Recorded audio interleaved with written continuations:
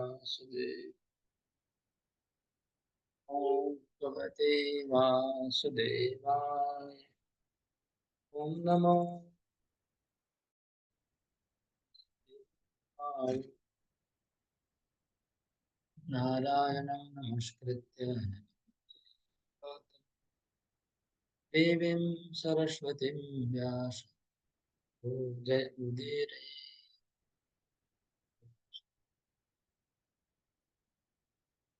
आज हम लोग श्रीमद् भागवतम का सेकंड कैंटो द्वितीय स्कंद दूसरा अध्याय करेंगे। तो जैसे कि इस अध्याय का नाम है,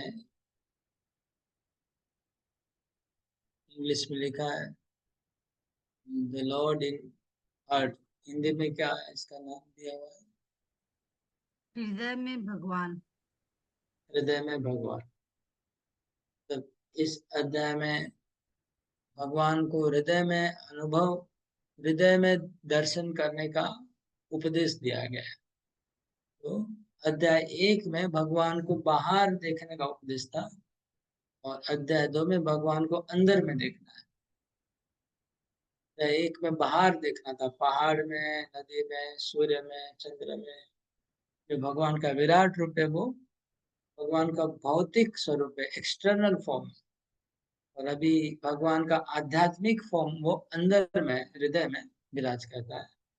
उनको ध्यान करने के लिए बताया जा रहा है इस अध्याय में। लेकिन हम देखेंगे अध्याय के अंत में कंक्लूजन में सुखदेव गोस्वामी यही बताएंगे अल्टीमेटली कि भक्ति करना है भगवान में, वही जीवन का लक्ष्य है। जैसे कि एक अध्याय में भी पहले विराट रूप का वर्णन हुआ, लेकिन एंड में भक्ति का स्थापना किया गया, ऐसे ही इसमें भी वही होगा। आइए हम लोग पढ़ते हैं। इसमें बहुत ही पावरफुल इंस्ट्रक्शन दिए गए हैं, बहुत ही स्ट्रॉन्ग मैसेज दिया है सुखदेव गोस्वामी ने। भौतिकतावादी जो सभ्यता है उसको कठोर शब्दों में निंदा किया गया है पूरे अध्याय में। भौतिकवादियों की निंदा हुई है बहुत कठोर शब्द सुखदेव गोस्वामी के द्वारा, और प्रभुपाद जी ने भी उसको इस अध्याय में हाईलाइट किया है उन कथाओं को। और एक चीज में ऑब्जर्वेशन कर रहा था कि प्रभुपाद का जो तात्पर्य है सब जगह, स्पेशली इस दूसरा स्कंद में देख रहा हूँ मैं, इस अध्याय में दूसरे स्कंद में प्रभुपाद जी के तात्पर्य में कुछ स्पेशल शब्दों का प्रयोग किया है प्रभुपाद जी ने।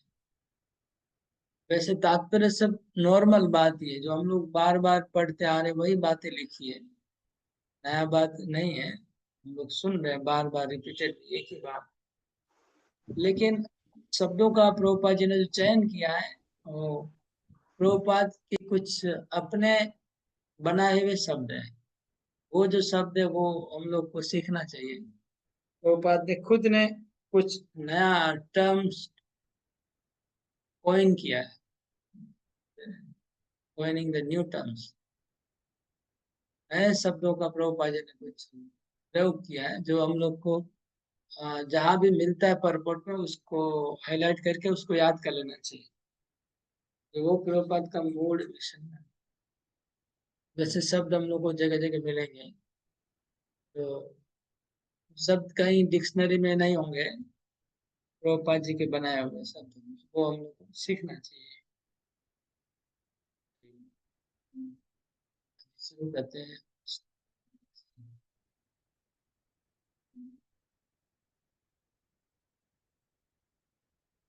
श्री शुक उवाच एवं पुराधारणयात्मयोनि नष्टां स्मृतिं प्रत्यवरुध्यतुष्टा तदा ससर्गेदमगोमोघदृष्टि यथाप्ययात् प्राग्व्यवसाय बुद्धि। एवं पुराधारणयात्मयोनि नष्टां स्मृति प्रत्यवरुध्यतु तथा ससर्जेदममोघदृष्टिः यथा व्ययात्राग्व्यवसाय बुद्धि। अनुवाद पढ़िए मोहम्मद रफी। सर, श्रील सुखदेव गोस्वामी ने कहा, इस ब्रह्मांड के प्राकट्य के पूर्व ब्रह्मा ने विराट रूप के ध्यान द्वारा श्री भगवान को प्रसन्न करके विलुप्त हो चुकी अपनी चेतना पुनः प्राप्त की। इस तरह वे सृष्टि का पूर्ववत पुनर्निर्माण कर सके। हरे कृष्ण। तो,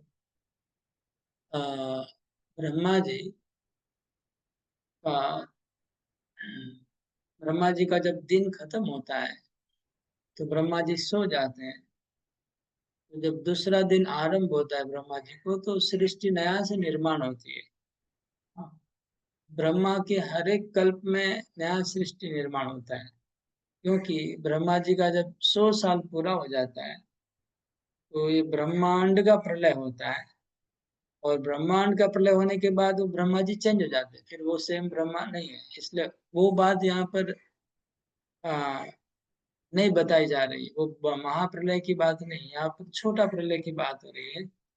छोटा प्रलय के बाद आ, ब्रह्मांड को दोबारा सृष्टि करना होता है। जब छोटा प्रलय होता है उसके बाद जब दोबारा सृष्टि होती है तो ब्रह्मा जी को याद नहीं रहता कि कैसे सृष्टि करना है। हर बार सृष्टि करने के समय ब्रह्मा जी को वो डिजाइन, इंटीरियर डिजाइन और बोलते हैं ना, डिजाइन व प्लान, जो ब्रह्मांड का जो प्लान है, मैपिंग है, वो भगवान से लेना पड़ता है। प्लान सैंक्शन, जैसे हम लोग बिल्डिंग बनाते तो प्लान बनाता है इंजीनियर, उसको सैंक्शन करवाना पड़ता है गवर्नमेंट से, फिर बिल्डिंग बनता है। ऐसे ब्रह्मांड का कंस्ट्रक्शन करने के समय जो प्लान है, प्लान जो है वो भगवान से लेना पड़ता है ब्रह्मा जी को, और वो भूल जाते हैं, उसका प्रोसेस भी भूल जाते हैं कैसे क्रिएट करना है हर बार। ये इस श्लोक से स्पष्ट हो रहा है। तो हर कल्प में, अच्छा एक बात और यहाँ पर नोट करने लायक है, जो कहीं पर लिखी हुई नहीं है, जो हमको समझ में आई कि आप देखेंगे यहाँ पर लिखा है कि ब्रह्मा जी ने इस विराट रूप का ध्यान किया तो उनको स्मृति वापस मिल गई कि कैसे ब्रह्मांड को सृष्टि करना है। एक अध्याय में विराट रूप का वर्णन था, उसका ब्रह्मा जी ने ध्यान किया। उस विराट रूप का ध्यान करने से उनको ब्रह्मांड की सृष्टि करने की शक्ति वापस पुनः प्राप्त हुई। ये लिखा है, मतलब पूरे ब्रह्मांड का ही ध्यान किया, समझ रहे हैं। ब्रह्मांड का ही उन्होंने कल्पना किया मन में, 7 लोक 14 भुवन से, और वो भगवान का रूप है। ऐसा ध्यान करने से फिर वो कैसे सृष्टि करना है उस ब्रह्मांड को, ये आइडिया ब्रह्मा जी को मिला। एवं पूरा धारणया नष्टाम स्मृति, उनकी स्मृति नष्ट हो गई थी, प्रतिरुद्ध, वापस उनको मिल गई। तथा ससर्ज, उसके बाद सृष्टि किया, यथाप्या प्राग व्यवसाय बुद्धि। हाँ, मोहन ब्रज राजपूत। प्रभु जी, एक क्वेश्चन है यहाँ पर। तो ये आंशिक प्रलय की बात हो रही है, तो आंशिक प्रलय में क्या पूरा ब्रह्मांड नष्ट होता है, ना कुछ एक पोजीशन से कुछ पोजीशन तक नष्ट होता है? ये कौन सा प्रलय है? आंशिक प्रलय भले लिखा है, लेकिन कौन सा प्रलय हमको नहीं पता। ये प्रलय वही है जिसमें जिसमें ब्रह्मा का एक दिन पूरा हुआ है और दूसरा दिन आरंभ हो रहा है। ठीक है, तो अब इसमें कितना नष्ट हुआ कि नहीं वो मेरे को नहीं याद आ रहा है। ब्रह्मा का दिन समाप्त हो जाता है, तो ऐसा लिखा है। पहले हम लोग फर्स्ट कैंटो में शायद पढ़े हैं कहीं पर, आप, कि हाँ, फर्स्ट ब्रह्मा, कैंटो में था कि स्वर्ग लोक तक समाप्त होता बोलकर। नहीं, फर्स्ट कैंटो में ये भी था कि ब्रह्मा जी और ब्रह्मलोक के सारे ब्रह्मलोक में जितने भी निवासी हैं, ब्रह्मा जी बोलते, नारद मुनि ने कहा कि हम लोग सब भगवान के पेट में चले गए। तो ब्रह्मलोक के लोग पेट में क्यों गए अगर स्वर्गलोक तक खाली रह हुआ था? ये फर्स्ट कैंटो में कहाँ लिखा था कि केवल स्वर्गलोक तक प्रलय होता है? ये तो मेरे को नहीं पता है, ये तो आगे लिखा आएगा भागवत में, लेकिन ये लिखा है फर्स्ट कैंटो, मेरे को पक्का पता है। या नारद को नहीं कहते कि जब ब्रह्मा का दिन समाप्त होता है तो मैं, ब्रह्मा और सब ब्रह्मलोक के ऋषि मुनि, हम लोग उनके पेट में चले गए। ये तो नारद मुनि ने लिखा है पहला स्कंद में, लेकिन आप जो बोल रहे हो वो पहला स्कंद में कहीं नहीं आया, वो आगे आएगा भागवत।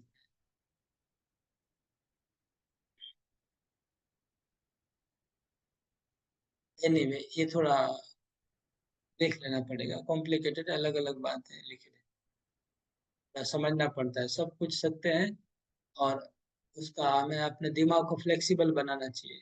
थोड़ा दिमाग को रिजिड रिजिड नहीं होना चाहिए, हमारा दिमाग फ्लेक्सिबल होना चाहिए। जब भागवतम पढ़ेंगे कि हमारा दिमाग बहुत छोटा है, हम लोग सब कुछ समझ नहीं पाएंगे।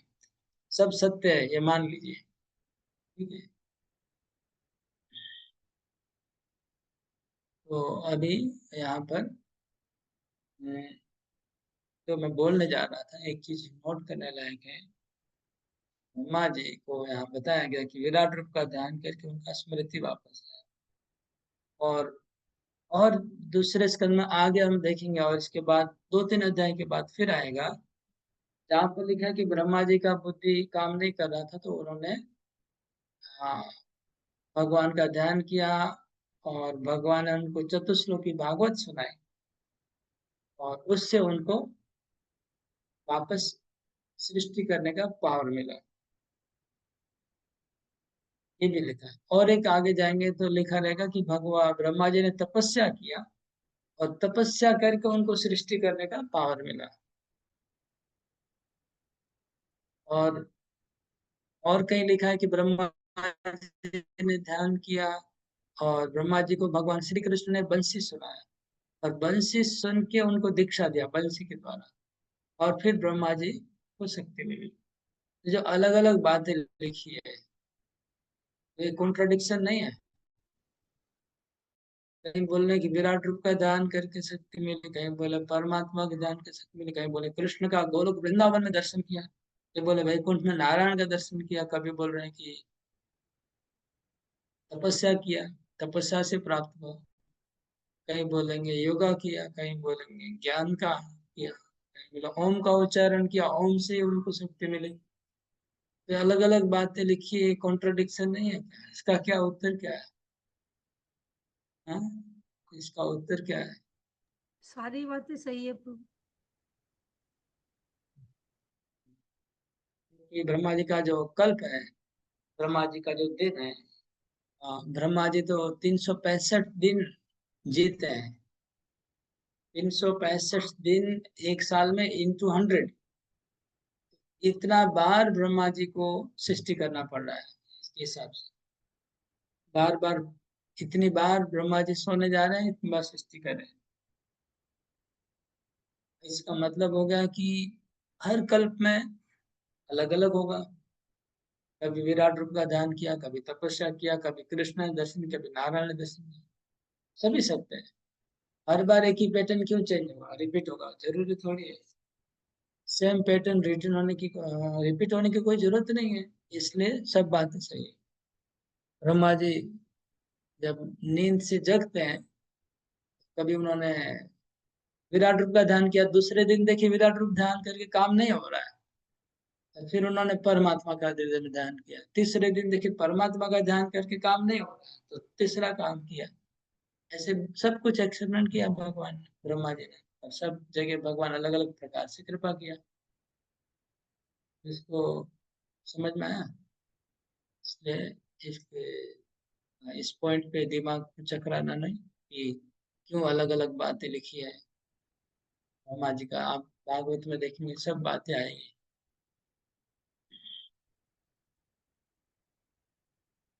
रूपा जी तात्पर्य में शुरू करते हैं कि जो सृष्टिकर्ता ब्रह्मा है, उनका भी स्मृति नाश हो जाता है। तो दूसरे जीवों की क्या बात है। ब्रह्मा जी भगवान के शक्ति अवतार हैं, रजोगुण के अवतार है भगवान के, वो भी, उनका भी स्मृति नाश हो जाता है, और विराट रूप का ध्यान करके स्मृति वापस है, तो फिर बाकी जीवों का तो स्मृति नाश होना ही है। हाँ, कृष्ण ने अर्जुन को कहा कि मेरा और तुम्हारा बहुत जन्म हो चुका है, लेकिन हमको सब याद है, तुमको कुछ याद नहीं है। तो ऐसा ही बात है ब्रह्मा जी के लिए भी, कि हर जन्म की बात ब्रह्मा जी को याद, पिछले जन्म की बात ब्रह्मा जी को याद नहीं है, नया से याद करना पड़ रहा है। जबकि नारद मुनि ने बोला था कि मेरे को पिछले जन्मों की बात याद है, सब श्लोक में वहां पर ही आया था कि उनको भूलते नहीं, नारद मुनि बोलते मैं नहीं भूलता, क्योंकि उनका जो शरीर है नारद मुनि का, वो चिन्मय शरीर है, उनको आध्यात्मिक शरीर दिया गया है भगवान ने, तो उसमें आध्यात्मिक शरीर में भूलना नहीं होता है, फॉरगेटफुल नहीं, फुलनेस नहीं होता है। और दूसरा यहाँ पर व्यवसाय बुद्धि लिखा है। व्यवसाय बुद्धि का अर्थ क्या होगा, इस श्लोक में लिखा है व्यवसाय बुद्धि, इसका मतलब क्या। एकनिष्ठ भगवान में। हाँ, उनकी बुद्धि, व्यवसाय शब्द को देखिए, इसका मतलब व्यवस्थित, व्यवस्थित मतलब व्यवस्थित, इसका अर्थ क्या, स्थित मतलब स्थिर होना, और व्यवस्थित मतलब विशेष रूप में स्थिर हो जाना। तो जिनकी बुद्धि स्थिर हो चुकी है वो व्यवसाय बुद्धि हो गई। शब्दों के हिसाब से देखने तो व्यवसाय मतलब आपको धंधा ही याद आएगा, लेकिन यहाँ धंधा नहीं है, व्यवसाय मतलब स्थिर बुद्धि हो गई, व्यवस्थित बुद्धि हो गई, विशेष रूप से अवस्थित हो गई है किसी विषय के ऊपर, वो व्यवस्थित, व्यवसाय बुद्धि, मतलब ब्रह्मा जी की बुद्धि भगवान में स्थिर हो गई, यही व्यवसाय बुद्धि है।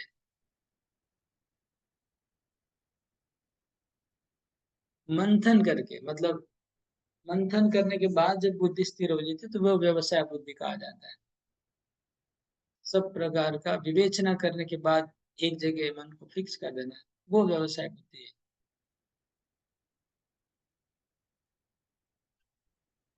2 नंबर से, सादृश्य हि ब्रह्मणैष पन्था यन्नामभिर्ध्यायति धीरपार्थी परिभ्रमंस्तत्र न विन्दतीर्थान् मायामयीवाशनया शयान सादृश्य हि ब्रह्मण एष पन्था यन्नामभिर्ध्यायति धीरपार्थी परिभ्रमंस्तत्र न विन्दतीर्थान् मायामयीवासनया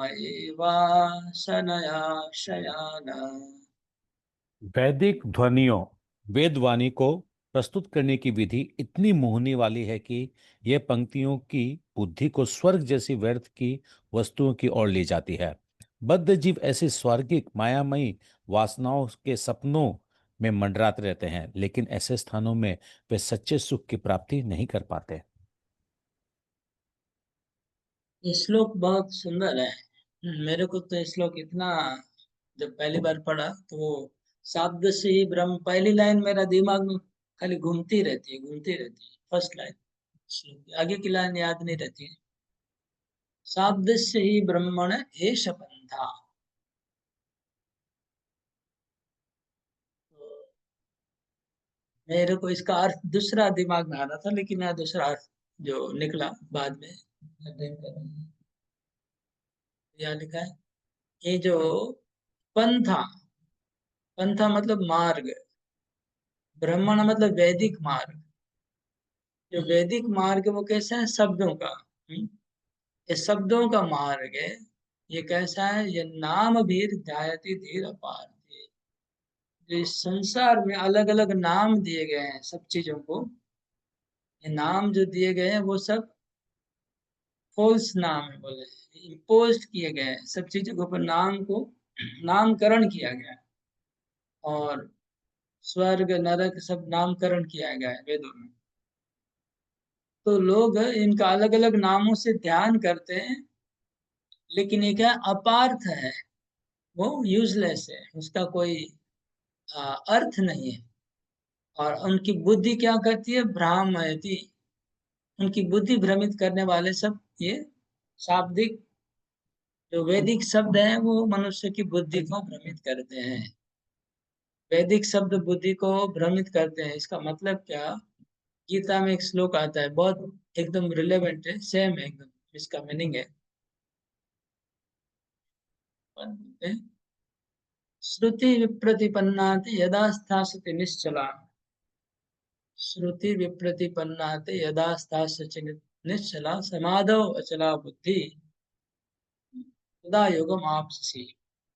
और उसके पहले लिखा है न श्रुतस्य, उसके पहले और एक श्लोक है, इसमें भगवान कहते हैं कि जब तुम्हारी बुद्धि एकनिष्ठ हो जाएगी तब श्रुतस्य च, तुमने जो श्रवण किया है वो शास्त्रों की वाणी में तुम्हारा मन भ्रमित नहीं होगा, ऐसे भगवान बोल रहे हैं गीता के उस श्लोक में, हमारी बुद्धि शास्त्रों की वाणी से भ्रमित नहीं होगी। श्रुतस्य च एनीवे, यहाँ पर वही लिखा है कि जो वैदिक शास्त्रों का जो शब्द है वो मनुष्य की बुद्धि को भ्रमित करने वाले होते हैं, और वो यूजलेस चीजों का ऑफर करते हैं। वो जो नाम दिए गए हैं अलग अलग, वो नाम जो है नाम अभिध्याय, नाम के पीछे लोग भागते हैं। जैसे आजकल ब्रांड के पीछे लोग भागते हैं ना, तो ब्रांडिंग कर जाते हैं, ब्रांडिंग को प्रमोट किया जाता है, वो ब्रांड के पीछे लोग भागते हैं। ऐसे ही स्वर्ग भी एक ब्रांड हो जाती है, लोग स्वर्ग के पीछे भागते हैं और उसके पीछे भागते हैं। अपार्थ यूजलेस कोई भी चीजों के पीछे लोग भागते रहते हैं, जिसका ज्यादा प्रमोट किया जाता है एडवर्टाइज के द्वारा। इस चीजों को एडवर्टाइज में ज्यादा टीवी में फेसबुक में प्रमोट किया जाता है, सब पब्लिक वहां भागना चाहती है। तो ऐसे पहले तो टीवी और मोबाइल नहीं था, तो वेदों में जिन चीजों को प्रमोट किया गया था एडवर्टाइज, उसके पीछे लोग भाग रहे थे। उसको सुखदेव गोस्वामी यूजलेस बता रहे हैं, मतलब ये स्पेशली स्वर्ग के भोगों की और भौतिक जगत के भोगों की जो लालसा है, उनका जो एडवर्टाइजमेंट, उसको निंदा कर रहे हैं। वैदिक ग्रंथ जो भगवान की ओर ले जाते हैं उसका निंदा नहीं कर रहे हैं। भौतिक चीज, इसमें जो शब्दों को यूज किया, परिभ्रमण, परिभ्रमण मतलब 84 लाख योनि में भ्रमण करना। न विन्दते अर्थान, रास्ते में कोई अर्थ मिलता नहीं है, मतलब कोई वो ये जो है वो मरीचिका के जैसा, पानी में मरीचिका जैसा, उनका मृग मरीचिका जल के जैसा है, तो कभी मिलता नहीं, लेकिन 84 लोग लाख योनि में घूमता रहता है। मायामय वासनया सयाना, एक एक शब्द बहुत सार गर्भित है। मायामय, वो जो माया इल्यूजन है, वो जो अर्थ दिखाई दे रहे हैं वो एक इल्यूजन है, वो माया का माया है, रियल में वहां पानी है ही नहीं, लेकिन पानी दिख रहा है, इसलिए मायामय बताया।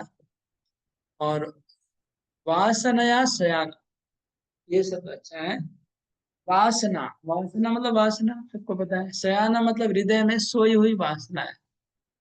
तो हृदय में वासना है इसलिए हमको वहां पानी दिख रहा है। हमारे हृदय में कोई चीज वासना है तो वो चीज हमको बाहर में दिखेगी, रिफ्लेक्ट करेगी, हमारी वासना बाहर में नहीं है, हमारे हृदय की वासना ही बाहर दिख रही है। तो कोई चीज बाहर में है और आप उसको देख रहे हैं और आपको लग रहा है कि मैं इसको बहुत अच्छे से भोग करूंगा, तो ये जो आपको दिख रहा है वो इसलिए क्योंकि आपके अंदर वो वासना है। लेकिन जिस भक्त दूसरा एक आदमी है, उसको वो भोग की चीज दिखती नहीं है, वो भोग की चीज नहीं दिखती, कि उसके लिए वो, उसके प्रति कोई वासना नहीं है। जैसे सुअर है, वो अगर विष्ठा को देखेगा तो वो बहुत सपना देखेगा, अरे बहुत बड़ा फीस्ट होने वाला है आज, उसके अंदर वो विष्ठा खाने की इच्छा है, तो उसके लिए बहुत वो बहुत ही उसको, मतलब देख के वो बहुत खुशी हो जाएगा सुअर, और बहुत सपना देखने लग जाएगा कि वाह ये विष्टा मेरे को मिलेगा तो मैं बहुत सुखी हो जाऊंगा। इसी प्रकार, लेकिन क्योंकि हमारे अंदर वो वासना नहीं है तो हमको कोई चीज नहीं लग रही है, वो बेकार का चीज लगता है। इसी प्रकार हम जो चीजों के पीछे धावित हो रहे हैं, हमको वहां सुख दिख रहा है क्योंकि हमारे अंदर वासना है। लेकिन दूसरे व्यक्ति को उसमें कुछ अर्थ ही नहीं दिखता है, वो बेकार लगता है, कुछ नहीं है उसमें। तो इसका साइंस यहाँ पर सुखदेव गोस्वामी बता रहे हैं, ये वासना सयाना हो रहा है क्योंकि हृदय में वासना है, इसलिए वो मायामय सुख दिख रहा है। ये बहुत जो भी श्लोक दिए जा रहे हैं, बहुत साइंटिफिक श्लोक सुखदेव गोस्वामी के द्वारा दिए जा रहे हैं। परिभ्रमण तत्र न विन्दते, भटक रहेंगे 24 लाख में, भटकते भटकते कभी हमको सुख नहीं मिलेगा। न विन्दते, कभी प्राप्त नहीं होगा, क्योंकि वो मायामय है। वो केवल वासना का ही बाहर रिफ्लेक्शन हो रहा है, बाहर में कुछ नहीं है बोलते हैं। खाली नाम दिए गए हैं, नाम रूप गुण लीला। ये जैसे हम लोग भगवान का बोलते हैं, कृष्ण का नाम रूप गुण लीला, इसलिए भौतिक जगत में भी नाम रूप गुण लीला ही सब फॉल्स दिया गया है। सब चीजों को अलग नाम दिया गया है, अलग फॉर्म दिया गया है, अलग गुण दिए गए हैं, और उनके लीला है, वो सब मटेरियल मायामय है भौतिक जगत में। और हम उनका ही ध्यान, उन नामों का ध्यान कर रहे हैं, उन रूपों का ध्यान कर रहे हैं, उन गुणों का ध्यान कर रहे हैं, और उनकी लीला एक्टिविटी को ध्यान कर रहे हैं। वो सब मायामय है। और भगवान का नाम रूप गुण लीला में सत्य है। पर यह फॉल्स है ना, जैसे इसको मोबाइल, मोबाइल नाम तो हमने दिया है, इसका नाम मोबाइल थोड़ी है। मोबाइल नाम हमने रखा है इसका, है कि नहीं। और इसका जो शेप है वो भी हमने दिया है, शेप ऐसा बन गया, इसको अलग भी हो सकता था, इसको स्क्वायर राउंड भी हो सकता है। इस शेप दिया गया है ना, इसका क्वालिटी भी बाहर से दिया गया है। नहीं तो ये क्या, इन्हें तो लोहा है, अब लोहा ही है खाली, लेकिन इसके अंदर वो क्वालिटी भी डाला गया है, जो काम कर रहा है, एक्टिविटी भी डाला गया है। तो ये भौतिक जगत में सब दिया गया है। लेकिन भगवान का जो है वो परम सत्य है, वो नाम भी सत्य है, रूप भी सत्य है, वो गुण भी सत्य है, परम सत्य है, और वो लीला भी परम सत्य है। लेकिन भौतिक जगत में जो भी नाम रूप गुण लीला है, वो ऊपर ठोसा गया, वो उसमें नहीं है, वो उसके अंदर है नहीं। जैसे एक पंछी उड़ रहा है ना, तो पंछी जो उड़ रहा है, अगर पंछी का आप उसका अगर कंपोनेंट देखे तो क्या है, वो तो मिट्टी से बना है, तो मिट्टी तो उड़ नहीं सकता है। पानी से बना, पानी भी नहीं उड़ सकता है। तो उड़ने वाला क्या है, उसके अंदर आत्मा है, तो आत्मा भी नहीं उड़ेगा, क्यों उड़ेगा, तो आत्मा के ऊपर 3 गुण की वजह से उड़ रहा है, वो इम्पोज किया गया उसको, इसलिए उड़ रहा है। नहीं तो भौतिक पदार्थ अपने में उसको जो नाम दिया गया, रूप दिया गया, सब माया के द्वारा दिया गया। हरे कृष्ण। आगे बढ़ेंगे। तात्पर्य में हम्म, हाँ, देखिए मैं बोला कुछ शब्दों को हमें याद रखना है जो तात्पर्य में दिए जाते हैं, प्रभुपाद जी यूज करते हैं, कोइंड, उसको बोलते हैं coined the terms, coined the name. इसमें क्या नाम दिया है, मेरी गो राउंड। प्रभुपाद बोल रहे हैं, ब्रह्मलोक to Patalok, if they were unintelligent children on a merry-go-round, unintelligent children on merry-go-round। इसका हिंदी में क्या लिखा है बोलिए, बांग्ला की लिखा है। अतएव कभी ब्रह्मलोक जाते हैं तो पुनः पाताल लोक को लौट आते हैं, मानो झूले पर चढ़े हुए अज्ञानी बालक हो।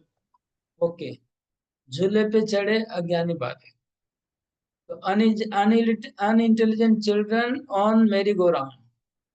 तो मेरी गो राउंड मतलब झूला है जो सर्कस में घूमता है, और उसमें मूर्ख बच्चा अगर बैठा है, अनइंटेलिजेंट चिल्ड्रन बताया, मूर्ख बच्चे जो वो झूले का आनंद लेना चाह रहा है।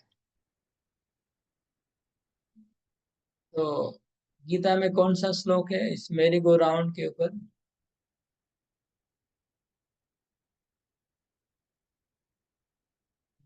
तुरंत बोलना चाहिए, आप लोग भक्ति वैभव के स्टूडेंट। भ्रमताम उपर्यदा प्रभु। वेरी गुड, और एक श्लोक है, ये तो अच्छा बताया आपने, थैंक यू। नहीं तो एक और था ब्रह्मतम जो पर भागवत का है, गीता का नहीं है, लेकिन ब्रह्म गीता की अनुरानी माया, क्या बोले फिर से। ब्रह्म रुरानी माया वो घूमता रहता थोड़ा है। मिस्टेक हुआ, आप जो पकड़ तस् सकते। जो तस्यैव यंत्र हेतु रूढ़ानी प्रैतेत माया है। कोविदो यंत्र तस्यैव हेतु यंत्र प्रैतेत रुरानी माया, कोविदो। यंत्र रुरानी माया। हाँ, मोहन गुरजाज वो ठीक बोले, यंत्रारूढ़ानी माया। और जो बलरामपुर आप बोल रहे हो वो भागवत का श्लोक है, आपको क्या यस आवाज नहीं जा रहा है? वो गीता का श्लोक नहीं है, मैं गीता का श्लोक पूछ रहा हूँ। ओके तो गीता का श्लोक है, यंत्रारूढ़ानी माया ईश्वर सर्वभूतानां हृदय से अर्जुन तिष्ठति भ्रामयन, भ्रमण करवा रहे सर्वभूतानि यंत्रारूढ़ानि माया। तो भ्रामयन यहाँ का परिभ्रमण लिखा है, इसलिए प्रभुपाद जी ने वो कॉन्सेप्ट वहां लेके आए। प्रभुपाद जी परिभ्रमण से आ गया वो झूला, मेरी गो राउंड इंग्लिश में है, और बंगला में है नगरदोला। तो नागरदोला में मूर्ख जीव भटक रहा है।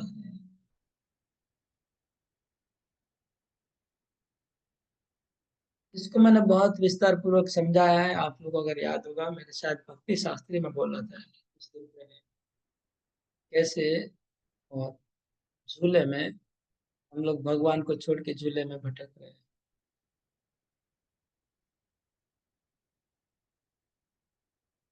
प्रभुपाद जी तात्पर्य में लास्ट लाइन में बोल रहे हैं, लास्ट पैराग्राफ में, indirectly Srila Sukadeva Goswami affirms that Parikshit Maharaj in the last stage of life should not desire for transfer to heavenly planet, so prepare for back to Godhead.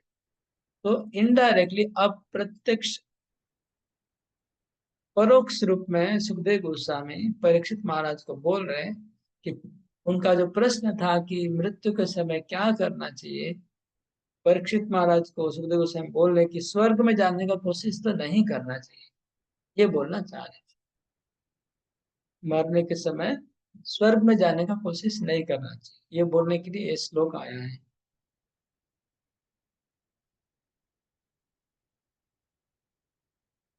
अतः कबीर नामसु, अतः कबीर नामसु यावदर्थ स्याद प्रमत्तो व्यवसाय बुद्धि सिद्धेन्यथार्थे नयते तत्र परिश्रमा तत्र समीक्षमाण कविर्नामसु यावदर्थ स्याद प्रमत्तो व्यवसाय बुद्धि सिद्धेन्यथार्थे नयते तत्र परिश्रमा तत्र समीक्षमाण। एतब प्रबुद्ध व्यक्ति को उपाधियों वाले इस जगत में रहते हुए जीवन की न्यूनतम आवश्यकताओं के लिए प्रयत्न करना चाहिए। उसे बुद्धिता पूर्वक स्थिर रहना चाहिए और अवांछित वस्तुओं के लिए कभी कोई प्रयत्न नहीं करना चाहिए, क्योंकि वो व्यवहारिक रूप में यह अनुभव करने में समक्ष होता है कि ऐसे सारे प्रयास कठोर श्रम के अतिरिक्त और कुछ भी नहीं होता। ये श्लोक भी बहुत सुंदर है, एक एक शब्द इसका मैं सोच रहा था कितना अच्छा है। पहले बोले अतः कवि, कवि लिखा है, कवि मतलब जो प्रबुद्ध व्यक्ति, जो बुद्धिमान व्यक्ति है। बुद्धिमान व्यक्ति को, जैसे अभी बलराम प्रभु ने श्लोक कोट किया, वो भी एकदम यही अर्थ है, एग्जैक्टली सेम अर्थ है। तस्य वह तो प्रयते कोविद, कोविद मतलब बुद्धिमान व्यक्ति को उसके लिए प्रयास नहीं करना चाहिए। वो एकदम, ये श्लोक और वो श्लोक एकदम सेम है। अतः कबीर नाम असु, नाम के पीछे नहीं भागना है। नाम असु, नाम के पीछे मतलब है क्या, भौतिक जगत के नाम रूप गुण लीला के पीछे नहीं भागना है, ये अर्थ है। भौतिक जगत में जो नाम दिए गए हैं अलग अलग लोगों के, वो नाम टेम्पररी है, वो बुलबुल है। प्रभुपाद जी बोलते सागर के बुलबुले हैं, वो बुलबुले थोड़ा देर निकलेंगे फिर खुश हो जाते हैं, सागर में खत्म हो जाते हैं। ऐसे जो भौतिक जगत में है, सब मनुष्य, वो चाहे स्त्री हो चाहे पुरुष हो चाहे कोई भी जानवर जंतु हो, वो एक मिट्टी का पिंड है। और मिट्टी का पिंड कुछ दिन के बाद फिर मिट्टी में मिल जाएगा, जैसे सागर का बुलबुला। तो इसलिए नाम से लिखा है। इनको नाम रूप जो बाहर से दिया गया है, एक्चुअली उसका नाम रूप है नहीं, तो नाम के पीछे भागना नहीं है, लेकिन क्या लिखा है, यावद अर्थ लिखा है। यहाँ पर, यहाँ थोड़ा एक प्लस पॉइंट आया। यावद अर्थ मतलब जितना प्रयोजन है उतना आप उसको स्वीकार करिए। भौतिक जगत की वस्तुओं को यावद अर्थ, जितना प्रयोजन है उतना स्वीकार करिए। लेकिन कैसे? अप्रमत्त, पागल हुए बिना। प्रमत्त का मतलब होता है पागल। तो पागल हुए बिना स्वीकार करिए, उसको स्वीकार करिए, लेकिन उसके पीछे पागल मत बन जाइए। उसके पीछे पागल मत जाए। शायद अप्रमत्त, हाँ, शायद अप्रमत्त व्यवसाय बुद्धि, फिर व्यवसाय बुद्धि आया है ना। व्यवसाय बुद्धि का अर्थ है कि बुद्धि के द्वारा उसको निर्णय करना है कि हाँ, क्या सही है क्या गलत है। वो निर्णय कर चुका है, उसको फिर आ, भौतिक जगत को जितना प्रयोजन है उतना स्वीकार करेगा, पागल हुए बिना। सिद्धे, यावद अर्थ सिद्धे यतेत, तो वो हमारे जो अर्थ सिद्धे तक, यतेत मतलब जितना, उसमें भी यतेत शब्द आता है, बहुत सुंदर है, बहुत सिमिलर दोनों श्लोक है। वहां भी यतेत शब्द आता है, यहाँ भी यतेत शब्द आ रहा है। यतेत मतलब यत्न, उतना ही प्रयास, उतना ही करना चाहिए, मेहनत उतना ही करना चाहिए कि हमारा प्रयोजन सिद्ध हो जाए। क्या प्रयोजन सिद्ध होना है? हमारा प्रयोजन क्या है? जैसे हमको हमको अगर भक्ति करना है, हमको जप करना है, तो हमको एटलीस्ट 2 रोटी खाने के लिए चाहिए, तो वो हमारा प्रयोजन है। 2 रोटी खाने को अगर मिल जाए, प्रयोजन सिद्ध हो जाए, बस उसके आगे प्रयास नहीं करना चाहिए। ये बोल रहे हैं अर्थ सिद्धि, मतलब अर्थ यहाँ पर मतलब भौतिक अर्थ है। अर्थ मतलब हमको खाने का और सोने के लिए जो मिनिमम आवश्यकता है, वो अर्थ बताई गई। वो अर्थ जब सिद्ध हो गया, उतना ही प्रयास करना चाहिए, ये बता रहे हैं श्लोक में। प्रैक्टिकल है, सुखदेव गोस्वामी भी पूरा छोड़ने को नहीं बोल रहे हैं। क्यों ज्यादा प्रयास नहीं करना चाहिए? तो बोले परिश्रमम तत्र समीक्षमाण। ठीक है, समीक्षमाण, समीक्षमाण का अर्थ है हमेशा उनको समीक्षा करती रहनी चाहिए। समीक्षमाण मतलब जो व्यक्ति हमेशा समीक्षा कर, समीक्षा का मतलब है एनालिसिस, विश्लेषण। तो जो व्यक्ति निरंतर विश्लेषण व एनालिसिस करता है, क्या एनालिसिस करना है कि ये भौतिक है, ये आध्यात्मिक है, ये टेम्पररी है, नाशवान है, ये कभी भी चला जाएगा, इसको हमको ज्यादा आवश्यकता नहीं है, ये समीक्षमान है। तो जो हमेशा समीक्षा करता है वो क्या होगा? परिश्रमम। वो क्या देख रहा है? केवल यूजलेस लेबर है। ये पैसा के पीछे भागना, कामिनी, कांचन और कीर्ति, लाभ, पूजा, प्रतिष्ठा और कंचन और कामिनी, ये सब चीजें क्या है? Waste of labour, waste of time. और परिश्रम केवल है, इसमें कभी माया में है, कभी मिलने वाला नहीं है, और इसके पीछे भागने की जरूरत नहीं है। इसको कहते हैं समीक्षा माना। वो कवि है, वो व्यक्ति कवि है जो ये समीक्षा करता रहता है हमेशा कि भौतिक जगत में क्या नाशवान है, क्या नित्य है, किसके पीछे भागना है, किसके पीछे नहीं भागना है। ये चीज जो निर्णय करता है वो कवि है। तो हमें कम से कम कवि तो बनना चाहिए, कवि के बाद भक्त होगा। तो खाली कवि मतलब एटलीस्ट ज्ञान के स्तर पे है, उसको पता है कि नित्य अनित्य क्या है। कवि है वो इसके पीछे भागेगा नहीं, क्योंकि उसको पता है कि ये परिश्रम, इतना मेहनत क्यों करेंगे, इतना मूल्यवान शरीर मिला है, इतना मूल्यवान टाइम मिला है, वो टाइम हम क्यों वेस्ट करेंगे फालतू चीज के पीछे। ये उसने वो पक्का निर्णय कर लिया है। इसलिए एक एक मिनट, एक एक सेकंड वो केवल आध्यात्मिक प्रोग्रेस के लिए यूज करेगा। भौतिक चीज के लिए समय और काम करना मतलब वेस्ट ऑफ एनर्जी। बुद्धिमान व्यक्ति अपनी एनर्जी को कभी वेस्ट होने नहीं देगा। इसलिए वो कवि है, वो कवि है। और वो मूर्ख है, महामूर्ख है जो अपना वेस्ट कर रहा है एनर्जी और टाइम को। ये सुखदेव गोस्वामी बोल रहे हैं। यहाँ पर प्रभुपाद जी ने अपना स्पेशल जो मैं बार बार बोल रहा हूँ, प्रभुपाद जी अलग अलग शब्दों को उठाते हैं। यहाँ पर लिखा है जगलरी ऑफ नेम, ये भी प्रभुपाद जी का बनाया हुआ वर्ड है। तो जगलरी ऑफ नेम्स के पीछे नहीं भाग रहा है, word jugglery, name jugglery. Jugglery of name का इंग्लिश हिंदी क्या होगा? अगर हम गूगल में सर्च करते हैं तो आएगा जगलरी, स्पेलिंग है JU, गूगल भी परेशान हो जाएगा इसका अर्थ निकालने।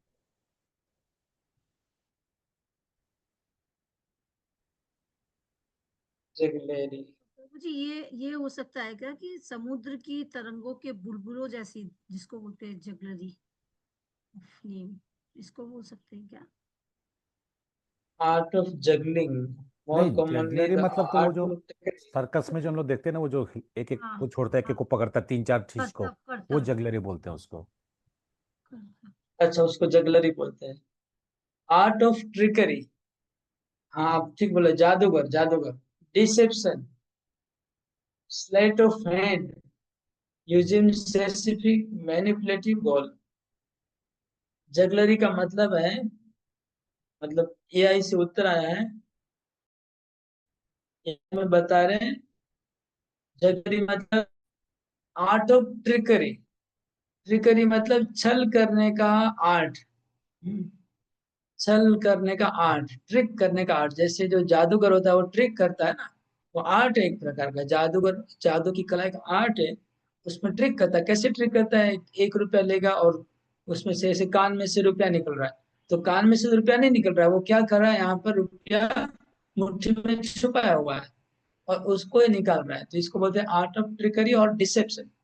और क्या, स्लेट ऑफ हैंड, मतलब हाथ को ऐसी ऐसी चालाकी से यूज करेंगे, हाथ चालाकी। ओके, हिंदी में कहते हैं हाथ चालाकी ना, हाथ चालाकी वर्ड सब लोग सुने होंगे। तो हाथ चालाकी, ये सब है मैनिपुलेटिंग गोल, किसी को मैनिपुलेट करने के लिए यूज करना, इसको कहते हैं जगलरी। तो यहाँ प्रभुपाद जी ने इसका नेम जगलरी। तब जगलरी तो समझ गए, अब यहाँ क्या, कौन सा jugglery? Name jugglery. Name jugglery क्या, अभी यहाँ क्या मीन कर रहे हैं प्रभुपाद? जगलरी वर्ड को किस कॉन्सेप्ट में यूज कर रहे हैं, ये स्पेशल बात है। ये मैं आप लोग को वहां पर दृष्टि डालना चाहता हूँ कि प्रभुपाद जी ने जगलरी वर्ड को कैसे यूज किया है, वो देखिए। प्रभुपाद जी जगलरी को बोल रहे हैं कि यहाँ पर जो आप देख रहे हैं, आपकी आंखों के सामने जो बिल्डिंग बना है, जो इंडस्ट्री बना है, जो गाड़ियां चल रही है, ये प्रभुपाद जी कहते हैं जगलरी है। ये जगलरी है माया की, तो मिट्टी, पानी और अग्नि से इसको मैनिपुलेट करके आपको दिखाया जा रहा है, वो है नहीं। एक्चुअली मिट्टी है, वो पानी है और अग्नि है, तीन चीज का कॉम्बिनेशन है। लेकिन आपको दिख रहा है बिल्डिंग, गाड़ी, मकान, ये आपको जैसे जादूगर झूठा नकली नोट दिखाता है, ऐसे नकली है, ये बोलने का प्रोपाज के उद्देश्य है। तो यहाँ जगलरी वर्ड प्रोपाज ने किस सेंस में यूज किया, वो देखिए। इस जगत की जो भी चीजें दिख रही है, उसको प्रभुपाद जी नेम जगलरी कह रहे हैं, उसको नाम दिया गया है। कोई नाम का माया जाल, इसको ऐसे भी पूछ सकते हैं। उसके बाद और एक नेक्स्ट हरे वर्ड प्रभुपाद कृष्णा, जी ने यूज हरे किया हरे अगले कृष्णा प्रभु। अगले पैराग्राफ में, कि बबल ऑफ सीज, मतलब समुद्र के बुलबुले हैं। ये जो बिल्डिंग, कार, मकान, बंगलो, मिल, फैक्ट्री, इंडस्ट्री, शांति, युद्ध, सब कुछ, एटॉमिक एनर्जी, इलेक्ट्रॉनिक आइटम्स, सब कुछ जगलरीज है प्रभुपाद जी की। Simply building names of material elements, ये खाली भौतिक पदार्थों के नाम है अलग अलग, ये सब कुछ नहीं है। Concomitant reactions of modes of 3 modes, ये 3 गुणों के काल्पनिक परिणाम है। 3 जो गुण है, सत्वगुण, रजोगुण, तमोगुण, और 3 वस्तुएं जो मिट्टी, अग्नि और पानी, इनका 3 गुणों का मिश्रण है, और मिश्रण करके एक काल्पनिक कल्पना से बनाया गया, ऐसे बोल रहे हैं प्रभुपाद जी, कल्पना से बनाया गया। ये पॉइंट यहाँ पर देखना था। फिर आगे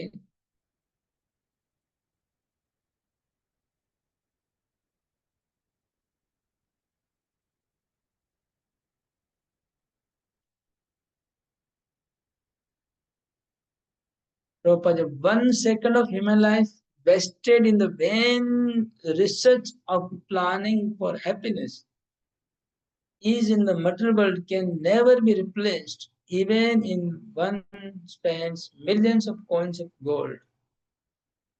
इस लाइन को अगर आप लिख के अलग से कहीं पोस्ट करेंगे, अगर आप इस लाइन को उठा के एक व्हाट्सएप में क्या बोलते हैं उसको ये बना देंगे और उसको कहीं डाल देंगे तो आपको हजारों लाइक्स मिल जाएंगे। हाँ, प्रभुपाद जी ने लिखा है ना, लेकिन नीचे लिखना मत भूलिएगा, श्रील प्रभुपाद अपना नाम देके नहीं डालना चाहिए, उसको नीचे लिखना चाहिए बाय श्रील प्रभुपाद SB123। हाँ, फिर ये लिखना चाहिए, फिर एक लाइन लिखने का सुंदर करके डिजाइन करके नीचे लिखने का SB2.1.3 बाय श्रील प्रभुपाद, बस। फिर देखिए इसका कमाल होगा, कमाल हो जाएगा। ये जाएगा जब लाइन, कितना अच्छा है। 1 second of human life wasted in the vain research of planning for the happiness in the material world can never be replaced, even if one spends millions of coins of gold. तो आप में से कोई इसका प्रयास करेंगे, try करेंगे इसको बना के डालने का फेसबुक में? फेसबुक में डालिए, व्हाट्सएप में डालिए, देखिए इसको वायरल होने दीजिए। वायरल तो हमको भागवतम को वायरल करना है, फालतू कंटेंट वायरल हो रहा है, हमको भागवतम को वायरल करना है, भागवत के लाइन को वायरल करना है, एक एक लाइन को वायरल करना है। हम लोग को यही टारगेट करना चाहिए, प्रभुपाद की एक एक लाइन को वायरल कर दो।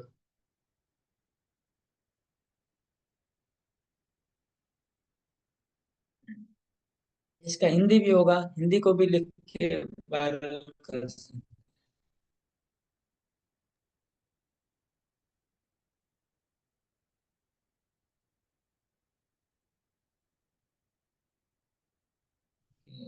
आगे हैं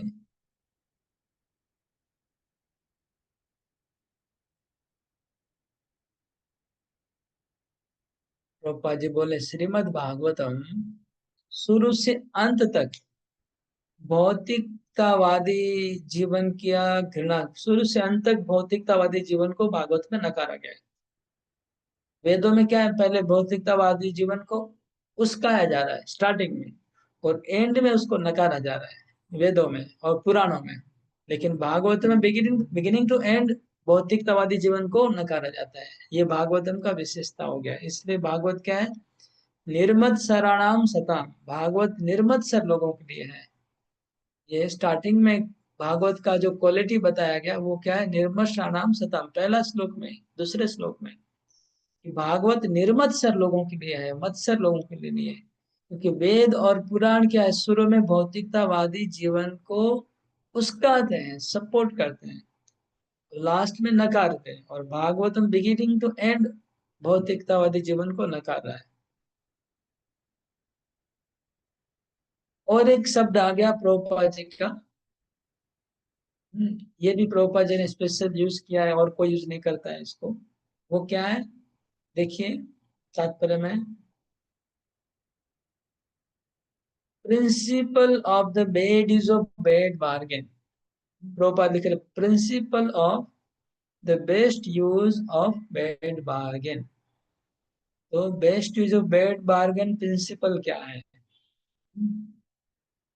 ये प्रश्न होगा कि वो प्रिंसिपल कौन सा है जिसमें best use of bad bargain है।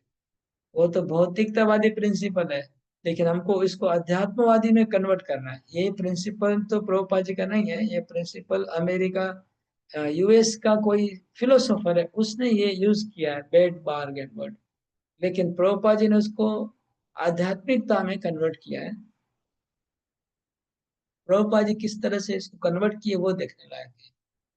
तो best use of bad bargain का हिंदी में क्या दिया है, बुरा सौदा, बुरे क्या सौदा, बुरा सौदा, बुरा सौदा, बुरे सौदे का सर्वोत्तम उपयोग, बुरे सौदा का सर्वोत्तम उपयोग, सदुपयोग। ओके, बुरे शब्दों का सदुपयोग, ये बुरे सौदा का सदुपयोग बोल के क्या समझाना चाह रहे प्रभुपाद जी, इसको हमको समझना है। ये प्रभुपाद जी का स्पेशल है। ये क्या मतलब कुछ कुछ स्पेशल होता है ना मिठाई की दुकान में, जैसे गिरिराज मिष्ठान भंडार का सोन पापड़ी स्पेशल है ना। आपको कहीं नहीं मिलेगी, मैं लेके आया हूँ, तो आप लोग को थोड़ा कुछ वक्त को मिल जाएगा, बाकी लोग मानसिक रूप से ग्रहण कर लीजिएगा, तो नहीं जाएंगे। तो ये ऐसे प्रभुपाद जी का स्पेशल है, कुछ कुछ बातें वो प्रभुपाद जी के लिए स्पेशल है। जैसे गिरिराज मिष्ठान भंडार की सोन पापड़ी स्पेशल होती है, ऐसे प्रभुपाद जी कुछ स्पेशल बातें जो और कहीं नहीं मिलेगी। वो एक ही है, best use of bad bargain, जो प्रभुपाद जी ने किस तरह इसको यूज किया है, बताइए कैसे यूज किया है। प्रभुपाद जी बोल रहे हैं यहाँ पर,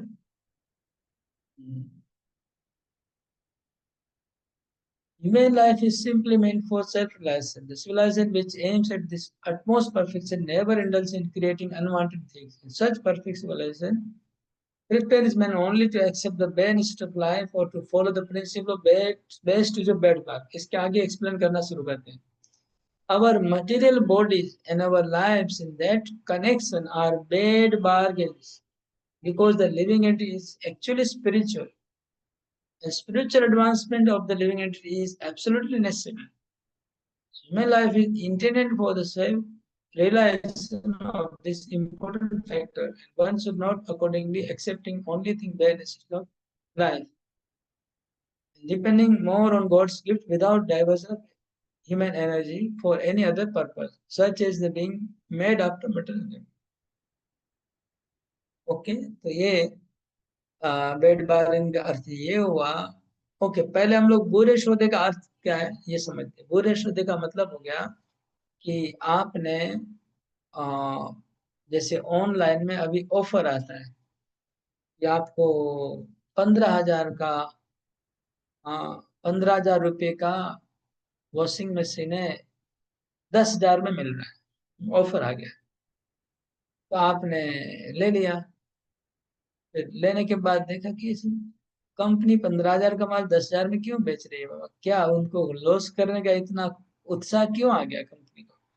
तो देखिए कहीं ना कहीं स्लाइटली कुछ डिफेक्ट होगा उसमें, हो सकता है आपको बाद में पता चलेगा, तुरंत पता नहीं चलेगा। मैं भी इसी प्रकार आप बाजार में सब्जी खरीदने गए, तो सब लोग 15 रुपया 20 रुपया, 15 रुपया 20 रुपया 30 रुपया बोल रहे हैं, और कोई आदमी आपको 10 रुपये में बेच रहा है। आपसे वहां 10 रुपये मिला, चलो 10 किलो उठा लो। अरे इतना सस्ता सब्जी मिल रहा है, 1-2 सप्ताह चला जाएगा, तो 10 रुपया किलो, आप 10 किलो उठा लिया और लेके आए, तो क्या देखा कि आधा सड़ा हुआ है। अब क्या करेंगे, पैसा तो चला गया, पैसा पानी में जाएगा। तो अभी उसको काट काट के सड़ा हुआ भाग निकालो और अच्छा भाग अलग करो और उसको सब्जी बना के खा लो। इसको क्या बोलते हैं, बुरे सौदे का सर्वोत्तम उपयोग। तो हमने वो कौन सा सौदा किया बताइए, ये तो मैं आपको समझाया बुरा सौदा क्या होता है, लेकिन हमने वो कौन सा सौदा कर लिया है जो बुरा सौदा हो गया है हमारे से। माया के प्रति आकर्षण, फिजिकल कंफर्ट्स प्रभु। नहीं नहीं नहीं नहीं, हमने देखो, मनुष्य मटेरियल लाइफ शरीर मिला एक्सेप्ट है। कर लिया है, मटेरियल कंडीशन लाइफ एक्सेप्ट किया है। करेक्ट करेक्ट, सारथी हाँ। ऋषिकेश ने राइट बताया। इस भौतिक शरीर को स्वीकार करना बुरा सौदा है। हमने मटेरियल बॉडी को स्वीकार कर लिया, ये बुरा सौदा है, क्योंकि भौतिक शरीर है वो आत्मा के लिए इतना अच्छा नहीं है। आत्मा तो सच्चिद आनंद है, और भौतिक शरीर वो सड़ा हुआ सब्जी है। भौतिक शरीर सड़ा हुआ सब्जी है। हमारे सामने दोनों ऑप्शन था, देखिए अभी इसको थोड़ा डीप में जाते हैं हम लोग, तब पता चलेगा। हमारे पास दोनों ऑप्शन था, एक था भगवान का सेवा स्पिरिचुअल बॉडी, और एक था भोग करना मटेरियल बॉडी। दोनों बाजार में बिक रहा था, हम लोग का बाजार में दोनों चीज बिक रही थी। स्पिरिचुअल बॉडी भी बिक रहा था, तटस्थता शक्ति का बाजार है हमारा, तो तटस्थता शक्ति की बाजार में दोनों सब्जी बिक रहा था, एक स्पिरिचुअल बॉडी और मटेरियल बॉडी। तो हम देखा कौन सा सस्ता है, स्पिरिचुअल बॉडी थोड़ा महंगा है, क्योंकि उसमें बहुत ज्यादा सेक्रीफाइस करना पड़ेगा, त्याग करना पड़ेगा, और मटेरियल बॉडी सस्ता आता है, इसलिए हमने सस्ता मटेरियल बॉडी खरीद लिया। लेकिन खरीदने के बाद देखा है तो प्रॉब्लम ही प्रॉब्लम, आधा सड़ा हुआ है। इसमें जन्म मृत्यु जरा व्याधि कितना प्रॉब्लम है, बीमारी से भरा हुआ है, कचरे से भरा हुआ है, सब चीजों से भरा हुआ है। तो अभी क्या किया जाए? तभी वही बुरे सौदे का सदुपयोग करो। ये सड़ा हुआ सब्जी को ले लिया, इस मटेरियल बॉडी को, इसको आधा काट दो। तो आधा काटने का मतलब भौतिक सुख के पीछे पागल मत हो, जितना कुछ उसको खाना दे दो और वापस आध्यात्मिक जीवन में चले जाओ। भगवत धाम जाने के लिए यूज कर लो इस बॉडी को, इस बॉडी को यूज कर लो भगवत धाम जाने के लिए, और भोगों के प्रति पागल मत हो।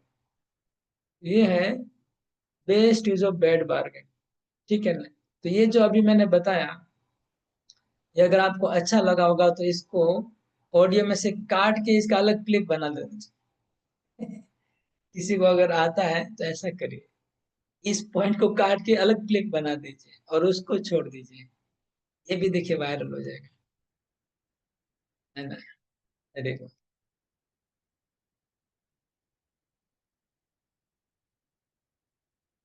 हाँ, ये था best use of bad bargain. इसका एकदम प्रॉपर अंडरस्टैंडिंग, प्रभुपाद जी क्या मीन करना चाहते हैं best use of bad bargain का, इसका प्रॉपर अंडरस्टैंडिंग हम लोग किया। तो इसलिए मैं बोल रहा हूँ प्रभुपाद कुछ अच्छा टर्म्स यूज करते हैं, उसको थोड़ा हमें डीप में जाके समझना है। आ, फिर आगे देखिए प्रभुपाद जी बोल रहे हैं यहाँ पर, ये भी प्रभुपाद जी का स्पेशल है। नेक्स्ट लाइन आ रहा है, the materialistic advancement of civilisation is called civilization of demons which ultimately ends in wars and scarcity। अब ये भी समझना बहुत डिफिकल्ट होगा साधारण लोगों के लिए। प्रभुपाद जी क्या बोल रहे हैं, मटेरियलिस्टिक एडवांसमेंट ऑफ सिविलाइजेशन, तो भौतिक सभ्यता की प्रगति है। मतलब भौतिक सभ्यता की प्रगति का मतलब हो रहा है mobile, laptop, rocket, moon landing and ये सब है एडवांसमेंट। ये क्या एडवांसमेंट ऑफ डीमन, ये असुरों की सभ्यता है।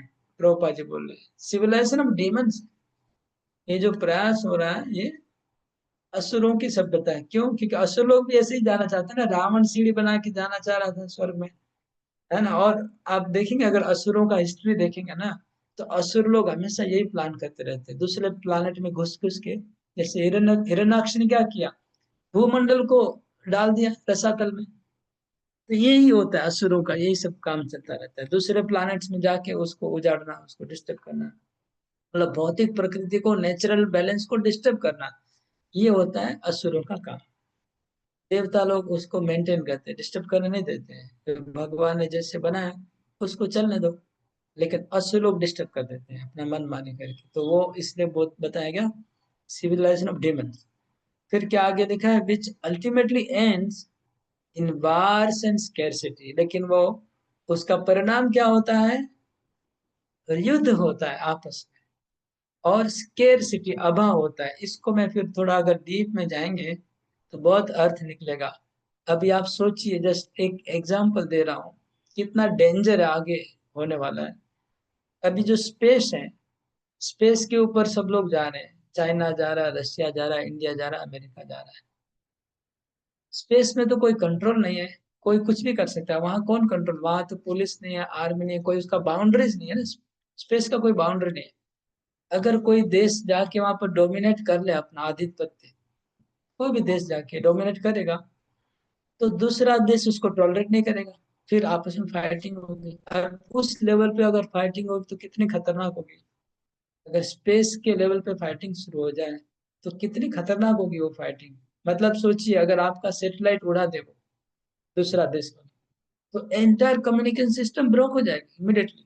सबका क्या समझिए, आपका अगर बैंक अकाउंट सब कुछ अगर सेटेलाइट से जुड़ा हुआ है फॉर एग्जांपल, और सब अगर अचानक डिस्ट्रॉय कर दे कोई आतंकवादी व कोई दूसरा देश, तो हमारा जीवन कैसा हो जाएगा, स्केर सिटी। फिर स्केर सिटी आएगी, मतलब खाना नहीं मिलेगा लोगों को। अगर वार हो गया तो खाना नहीं मिलेगा, तो वार्स एंड स्केर सिटी को एक साथ जोड़ा प्रभुपाद जी ने। जब वार होता है तो लोगों को खाने पीने में नहीं मिलता है, क्योंकि खाना पीना को उड़ा देते हैं। तो ये क्या हो रहा है, असुरों की सभ्यता उस दिशा में जा रही है। प्रभुपाद जी बोल रहे हैं।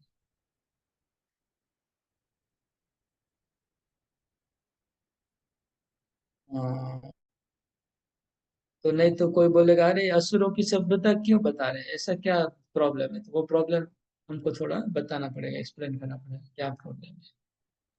आगे और प्रभुपाद जी ने मतलब इस तात्पर्य में प्रभुपाद जी ने, पता नहीं उनको बहुत मूड अच्छा है प्रभुपाद जी का, वो अपना अपना वर्ड यूज कर रहे हैं ऐसे ऐसे जो कहीं जनरली यूज नहीं होते हैं। आगे बोलते for a transcendentalist it is a suicidal policy, suicidal policy to be intimately in touch with sense gratifier of the world। तो आ, भौतिकतावादी लोगों से संग करना, भौतिकतावादियों से संग करना, ये आत्मा हननकारी पॉलिसी है। ये तो एक्चुअली चैतन्य महाप्रभु ने बोला है, जो प्रभुपाद जी बोल रहे हैं, संदर्शनम विषयिणाम अथ योषिताम च हा हंत हंत विषभक्षण तोप्य साधु। वो चैतन्य महाप्रभु बोले हैं कि वो आत्महत्या कर रहा है, जो आध्यात्मिक जीवन में आने के बाद भी अगर कोई भौतिकतावादियों से घनिष्ठता से संपर्क करता है, वो अपना आत्महत्या कर रहा है।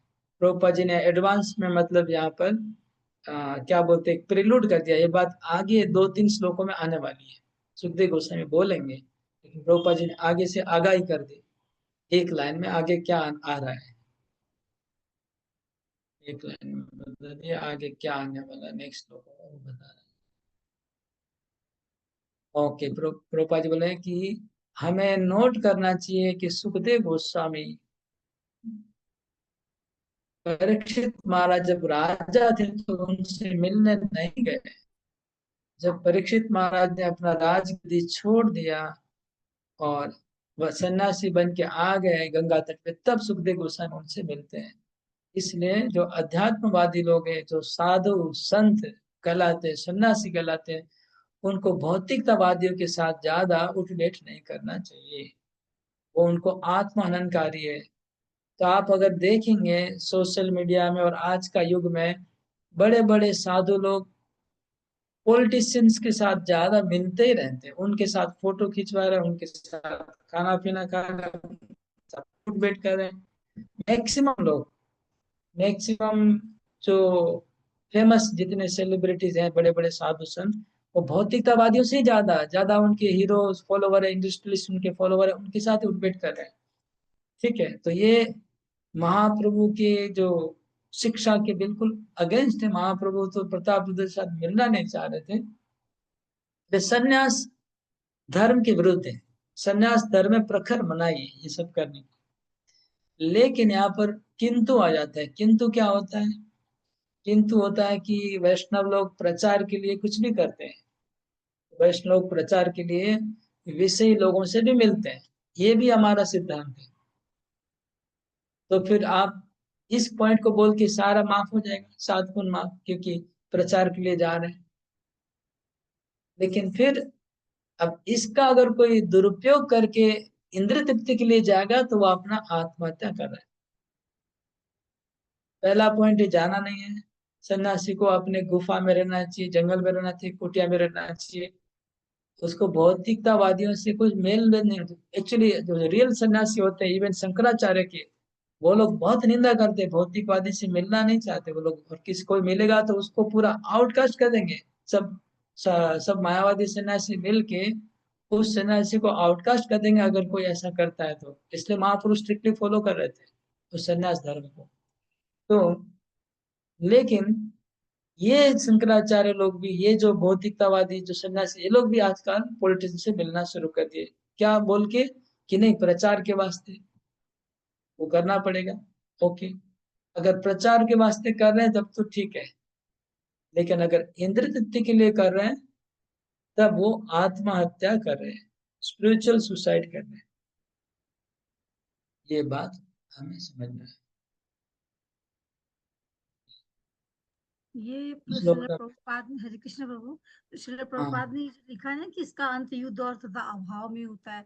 ये तो आज के तो दिख ही रहा है, जहाँ पे इजराइल है, गाजा है, जहाँ युद्ध हो रहा है, वहाँ भूखमरी हो गई है, खाने को नहीं है, मर रहे हैं लोग। वो सारा प्रभुपाद ने जितना लिखा है सब दिख रहा है आज। हो रहा है ना, क्योंकि मैं तो न्यूज के कनेक्शन में नहीं हूँ, लेकिन ये समझ में आ रहा है कि जहाँ युद्ध होता होगा वहाँ लोग खाना नहीं खा पाएंगे, मरते रहेंगे, पानी के लिए, खाने के लिए तड़पते रहेंगे, क्योंकि आपस में युद्ध होगा, सब खत्म कर देंगे।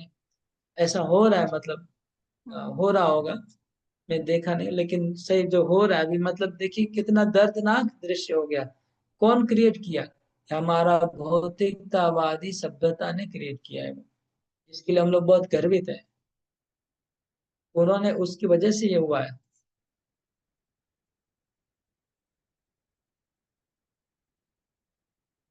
4 और 5 नंबर श्लोक में सुखदेव गोस्वामी ने सन्यासी लोगों के लिए बहुत कठोर शासन का उपदेश दिया है। श्लोक नंबर 4, 5, 6 में सत्यां क्षितो किं कशिपो प्रयासे पारोश्वसिद्धे उपबर्हणे किं सत्यञ्जलो किं पुरुधान्न पात्र्या दिग्बल्कलादौ सति किं दुकूले सत्यां क्षितो किं कशिपो प्रयासे बाहोश्वसिद्धे उपबोधने किं सत्यञ्जलो किं पुरुधान्न पात्र्या दिग्बल्कलादौ सति किं दुकूले। अनुवाद पढ़िए। जब लेटने के लिए विस्तृत भूखंड पड़े हैं तो चारपाई तथा गद्दों की क्या आवश्यकता है। जब मनुष्य अपनी बाह का उपयोग कर सकता है तो फिर तकिए की क्या आवश्यकता है। जब मनुष्य अपने हथेलियों का उपयोग कर सकता है तो विभिन्न प्रकार के बर्तनों की क्या आवश्यकता है। जब पर्याप्त ओढ़न अथवा वृक्ष की छाल उपलब्ध है तो फिर वस्त्रों की क्या आवश्यकता है। ये सन्यासी लोगों के लिए, गृहस्थ लोगों के लिए नहीं है, लेकिन हमको प्रिंसिपल इससे विड्रॉ करना है हमारे लिए। ये जो शिक्षा है वो तो परमहंसों के लिए है, लेकिन हमको अपने जीवन में इसमें से कुछ शिक्षाएं ग्रहण करनी है। तो ये श्लोक बहुत फेमस है, मतलब भागवत पढ़ने वाले सबको पता है, ये श्लोक का बहुत फेमस श्लोक है, क्योंकि ऐसी बात लिखी है जो एबनॉर्मल। इसमें लिखा है कि जो जंगल में सन्यासी रहता है, कुटिया में, पहाड़ में, उसको भौतिकतावादियों से लेन देन की कोई जरूरत नहीं है। तो वो पूछता है कि अच्छा, आ, हमको सोने के लिए तो खाट तो चाहिए, खाट के लिए हम थोड़ा एक भिक्षा मांगने जाएंगे, एक खाट दे दो हमको। बोलेंगे नहीं, पृथ्वी पे सो जाओ, तुम सन्यासी हो, खाट की क्या जरूरत है। बोले नहीं नहीं, हमको एक तकिया और गदला तो चाहिए। गदला के लिए हम थोड़ा एक भौतिकतावादी धनी मानी व्यक्ति के पास जाएंगे, उसे एक तकिया लेके आएंगे। अरे भगवान ने तुमको हाथ दिया, तकिए की क्या जरूरत है, हाथ पे सो जाओ, तुम सन्यासी हो। ऐसे परीक्षित सुखदेव गोस्वामी बोल रहे हैं। फिर बोले कि आ, अरे हमको पानी पीने के लिए गिलास चाहिए, पात्र चाहिए। हाँ, कमंडलू मंडलू तो लेके आए, कम से कम कमंडलू भिक्षा करने में क्या दिक्कत है। कोई अच्छा कमंडलू एकदम ब्रास का, कॉपर का, एकदम एकदम क्या बोलते हैं, अल्केनिक वाला अच्छा मिल जाए तो काम हो जाएगा। हाँ, आजकल यही सब चल रहा है। तो बोलते कि अरे कमंडलू की जरूरत नहीं है, तुम उधर नदी में पानी बह रहा है, तुम जाओ हाथ से मुट्ठी भर भर के पी लो, क्योंकि पहाड़ों में जो पानी बहता है वो शुद्ध पानी होता है। पहाड़ों में जो नदियों का पानी होता है ना, वो बहुत अच्छा है, उसके लिए आपको फिर बिस्लरी की फेल है उसके सामने। वो तुम पानी जाके पी लो उधर से। सत्यंजलो की प्रधान पात्र, अंजलि जब भगवान ने दी है, अंजलि मतलब ये दोनों हाथ जोड़ने को अंजलि कहते हैं, तो अंजलि से भर भर के पानी पियो। पूर्वधान्य पात्र, बड़े बड़े मतलब कॉपर और ब्रास के पात्रों की क्या जरूरत है तुमको। फिर कहते हैं आ दिग्बल कलादो सतिकिंतु कूले। तुम अगर जंगल में, पहाड़ में रहते हो, बोले अरे हमको अच्छा अच्छा धोती चाहिए, खादी वादी का एकदम स्पेशल, खूब सुंदर दिखेगा पहाड़ वाला। अरे न, तुम पहाड़ में रहते हो, तुम्हारा कपड़ा देखने कौन आएगा। पहाड़ में, जंगल में कपड़ा नहीं पहनोगे तो भी चलोगे, चलेगा। एक नंबर तो कपड़ा पहनने की जरूरत नहीं है। अगर तुमको पहनना है तो वृक्षों की छाल पहन लो। वृक्षों के पत्ते, जो कुछ कुछ ऐसे वृक्ष होते हैं, भगवान ने सृष्टि ऐसी की है ना, हम लोग को इतना पता है, कुछ ऐसे वृक्ष होते हैं जिनके पत्ते एकदम कपड़े जैसे होते हैं। हाँ, जिनके पत्ते हैं कपड़े जैसे ही होते हैं, उसको आप अगर ठीक से थोड़ा सा सेटिंग कर लो तो कपड़े जैसे ही काम में आ जाएंगे। कुछ वृक्षों की छाल ऐसी होती है, जो छाल बिल्कुल कपड़े जैसी होती है। तो पहले हम जब वृक्ष की छाल पर सोचते थे तो हमको लगता है कैसे छाल कैसे पहनेंगे। तो हम लोग को आम का वृक्ष याद आता है, तो और नीम का वृक्ष, तो उसकी छाल तो बहुत डेंजर होती है। लेकिन अभी हमको भगवान ने थोड़ा अंदर से लाइट हुआ कि हाँ, कुछ वृक्ष ऐसे होते हैं जिनकी छाल इतनी मुलायम, इतनी अच्छी होगी कि कपड़े से भी फेल, कपड़ा भी फेल हो जाएगा उसके साथ। तो वो छाल को बोल रहे हैं सुखदेव गोस्वामी, उसको पहन लो, कपड़े भी तुम्हारा जरूरत नहीं पड़ेगी। क्योंकि अगर हमको नहीं मिलना है किसी, अगर हमने सोचा कि मेरे को किसी को नहीं मिलना है, तो उसका उपाय है, प्रकृति से आपका निर्वाह हो जाएगा। किसी से नहीं मिलना है तो आप रह सकते हैं, अकेले रहना है तो रह सकते हैं। अकेले रहना इम्पॉसिबल नहीं है, क्योंकि परम ब्रह्म को प्राप्त करने के लिए अकेला रहना जीवन बहुत जरूरी है। अकेला नहीं रहने से होता नहीं है। ये शास्त्रों में बहुत कहा है, स्पेशली संन्यास मार्ग में, ज्ञान मार्ग में तो बहुत ही कहा गया है कि अकेले रहो। अभी okay,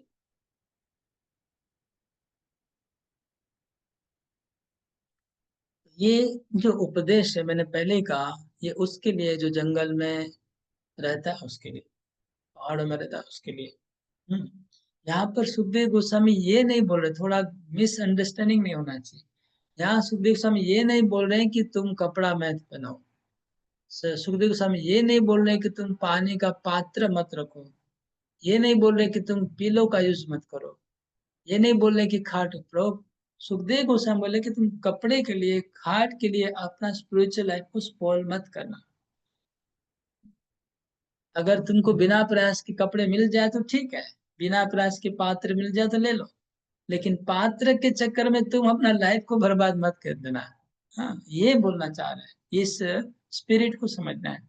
कोई पहाड़ पे अकेला रह रहा है, वो अभी सोचेगा कि अरे मेरे को कोई अच्छा गृहस्थी मिल जाए, बस पैसे वाला, तो हमको अपना खाना मिलता रहेगा, कपड़ा मिलता रहेगा, ये मिलता रहेगा, गया काम से, उसका लाइफ बर्बाद हो जाएगा। बहुत स्टोरी है, आप लोग जरूर जरूर जानते होंगे। शास्त्र में बहुत स्टोरियां हैं जहाँ पर ये भरी है स्टोरी। ये सब त्यागियों के लिए ज्यादा है, रिलेवेंट है, गृहस्थ भक्तों के लिए इतना रिलेवेंट नहीं है। तो स्टोरी नहीं पता, बहुत सारी स्टोरी है। मेरे दिन में एक अच्छे भक्त जिनसे मेरा परिचय हुआ, उन्होंने बताया कि हरिद्वार में एक सन्यासी बहुत प्रसिद्ध था, इतना कठोर तपस्या करता था कि उसके उधर लाइन लग जाती थी, बड़े बड़े लोग उसको देखने आते थे, और बहुत फेमस हो गया, बहुत जमीन उसको ये हो गया वो। लेकिन धीरे धीरे कैसा उसका फॉल हुआ, बोले आश्चर्य की बात है। कैसे फॉल हो गया, कहाँ से कहाँ गिर गया वो, भयंकर उसका स्टोरी बताया कि उसकी, वो एक आदमी उसको जाने लगा, उनकी सेवा करने लगा, फिर धीरे धीरे खाना लेके आने लगा, फिर उसको धीरे धीरे उसकी पत्नी सेवा करने लगी, उनकी बेटी सेवा करने लगी, पूरा फैमिली उनकी सेवा में लग गया। फिर धीरे धीरे उसका खान पान चेंज हो गया, उसका रहन सहन चेंज हो गया, उसकी धीरे धीरे उसकी बेटी उसके साथ रहने लगी। तो एक बेटी, दो बेटी, तीन तीन बेटियों को अपने साथ रखने लगा। मतलब इतना नीचे चला गया उसका कैरेक्टर की आप कल्पना नहीं कर सकते हैं। फिर वो आदमी, जो आदमी था जिसने अपने तीनों बेटी को उसकी सेवा में लगा दी थी, मतलब उसका बिना शादी के उनके साथ लिविंग टुगेदर हो गया था, उसका लाइफ इतना नीचे गिर गया था। फिर उसका जो बाप था, उसने निर्णय किया था कि ये जो मेरी मेरी जो प्रॉपर्टी है, वो अपने जमाई को मैं नहीं दूंगा, क्योंकि उसके साथ कोई खटपट हो गई थी। तो जब जमाई को पता चला कि ये ससुर मरने के बाद उसको प्रॉपर्टी नहीं देगा, तो वो आदमी ने उसको मार भी डाला, उसका उसका मर्डर करके उसको बहा दिया गंगा में। और उसकी उनकी इस तरह से इतना ड्रामा हुआ, लास्ट में वो जेल में गया। ये सब कहानी हमको एक महाराज ने बताया, रियल घटना है। तो ऐसे थोड़ा सा पहले बहुत अच्छा था, सुख में उसका जीवन था और अच्छे से जी रहा था, लेकिन चक्कर में पड़ा तो पूरा फंस गया। तो ऐसे बहुत सारी स्टोरी है, हजारों। सुखदेव गोस्वामी उसको बता रहे हैं कि अगर हो सकता है तो इस चक्कर में मत पड़ो, जितना हो सकता है अवॉइड करो। अगला श्लोक। चिराणि किं पथि न सन्ति दिशन्ति भिक्षां नैवाङ्घ्रिपा परभृत सरितोऽप्यशुष्यन् वृद्धा गुहा किमजितो वतिनोपशन्नान् कस्मान् भजन्ति कवयो धनदुर्मदान्धान्। ये दो श्लोक बहुत अच्छे हैं, स्पेशली ब्रह्मचारी और सन्यासी लोगों के लिए। हम लोग को ये दो श्लोक बहुत फेमस भी है और बहुत इंटरेस्टिंग है। चिराणि किं पथि न सन्ति दिशन्ति भिक्षां नैवाङ्घ्रिपा परभृत सरितोऽप्यशुष्यन् वृद्धा गुहा किमजितो वतिनोपशन्नान् कस्मान् भजन्ति कवयो धनदुर्मदान्धान्। क्या सड़कों पर चिथड़े नहीं पड़े रहते हैं? क्या दूसरों का पालन करने के लिए जीवित रहने वाले वृक्ष अब दान में भिक्षा नहीं देते हैं? क्या सूख जाने पर नदियां अब प्यासे को जल प्रदान नहीं करती? क्या अब पर्वतों की गुफाएं बंद हो चुकी है? या क्या अब सबसे परे सर्वशक्तिमान भगवान पूर्ण शरणागत आत्माओं की रक्षा नहीं करते? तो फिर विद्वान मुनिजन उनके चापलूसी क्यों करते हैं, जो अपनी गाढ़ी कमाई की संपत्ति के कारण प्रमत्त हो गए हैं? तो ये गाड़ी कमाई से जो लोग अंधे हो गए हैं, प्रमत्त पागल हो गए, जो भौतिकतावादी है, जो अपने भौतिक पैसा, पावर, पोस्ट, इससे अंधे हैं, उन अंधों की चापलूसी करना सन्यासी को बहुत ही निंदनीय कार्य है। और आजकल सब लोग कर रहे हैं, जो फिर सोशल मीडिया में बड़े बड़े फेमस लोग हैं, कई लोग उसमें, सब लोग 100% नहीं बोल रहा हूँ, लेकिन 90%, 99% लोग ये चापलूसी कर रहे हैं अंधे भौतिकतावादियों की। तो ये जो चापलूसी करने वाले सवाल उठाते हैं कि प्रभु जी हम कपड़ा तो पहनना पड़ेगा, हम कपड़ा पहनने बिना कैसे रहते, कपड़े के लिए हम चापलूसी करने जा रहे हैं अंधों की। बोले भाई अगर कपड़े के लिए चापलूसी करने की जरूरत नहीं है, तालाब के किनारे जाओ, बहुत सारे कपड़े आपको पड़े हुए मिलते हैं। आप अगर गांव में रहे होंगे तो देखा होगा, तालाब के किनारे हमेशा आपको फटे पुराने कपड़े मिलेंगे ऑल टाइम। ये स्टैंडर्ड है, कहीं पर भी किसी भी गांव में जाइए तो उधर से कपड़ा उठा लो, उसको सफाई कर लो, धो लो और काट पीट के अपने लायक बना के पहन लो। ये उत्तर है। पहले बोले थे वृक्ष की छाल पहन लो, बोले वृक्ष की छाल नहीं पहन सकते हम, हमारे लिए बहुत डिफिकल्ट है। ठीक है, कपड़ा जंगलों में इधर उधर पड़े रहेंगे, तालाब के किनारे उसको उठा के पहन। तो तालाब के किनारे रिजेक्टेड कपड़े रहते हैं, रिजेक्टेड कपड़े छोड़ के चले जाते हैं गांव के, उठाते नहीं है, वो पहन सकते हैं। और क्या होता है, रिजेक्टेड क्लॉथ पहन लो। नेक्स्ट क्वेश्चन करते हैं कि भाई हमको खाना चाहिए, तो बोलते हैं कि खाने के लिए क्या वृक्षों में फल नहीं लगे हुए क्या, फल खा के जियो। तो शहर में तो हम लोग कल्पना नहीं करते, लेकिन जंगलों में, पहाड़ में वृक्ष के फल तोड़ने वाला कोई नहीं रहता है। वहाँ सारे वृक्ष फल से लदे रहते हैं, और फलों में बहुत पौष्टिक आहार है। हम लोग एक्चुअली ये सब खा खा के हम लोग का ऐसा आदत हो गया है, हम लोग को लगता है कि हम फल खा के नहीं जी सकते हैं। हम लोग का ऐसे बैड हैबिट्स हो चुका है। अगर सत्य बात देखा जाए तो फल और दूध में आपको सारी शक्ति मिल जाएगी जो हमको चाहिए जीने के लिए। लेकिन हम लोग का अभी बैड थिंकिंग, बैड हैबिट्स हो चुका है, तो हम लोग सोचते हैं कि ये सब खाने के बिना, चटनी और सांभर और इडली और डोसा और वड़ा पाव और पाव भाजी और सैंडविच के बिना हम नहीं जी सकते हैं।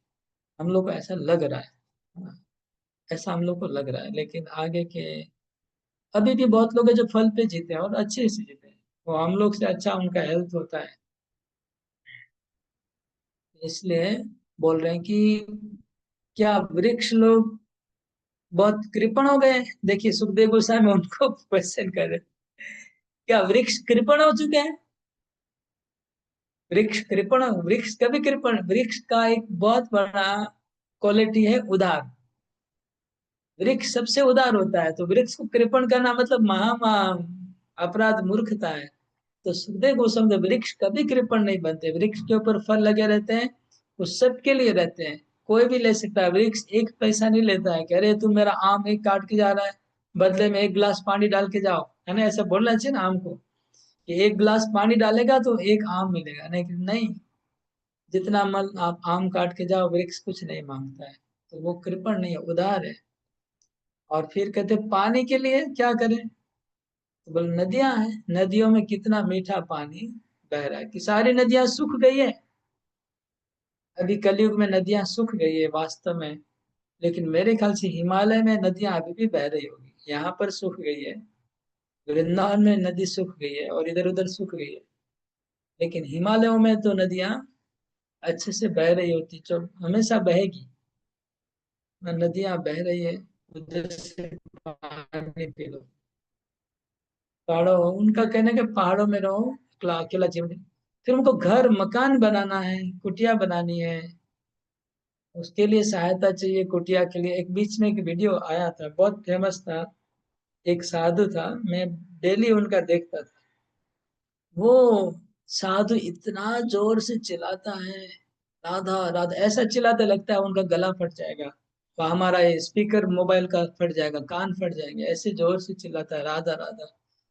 और वो इतना प्रखर वैराग्य, मतलब बातें करता है वैराग्य की आप सोच के चक्कर आ जाएंगे, कलयुग में ऐसा कोई हो सकता है। लेकिन उन्होंने वो रिपोर्टर को क्या बोला मालूम है? वो मुझे शौक लगा। वो रिपोर्टर को बोला कि मेरे को एक कुटिया बनानी है।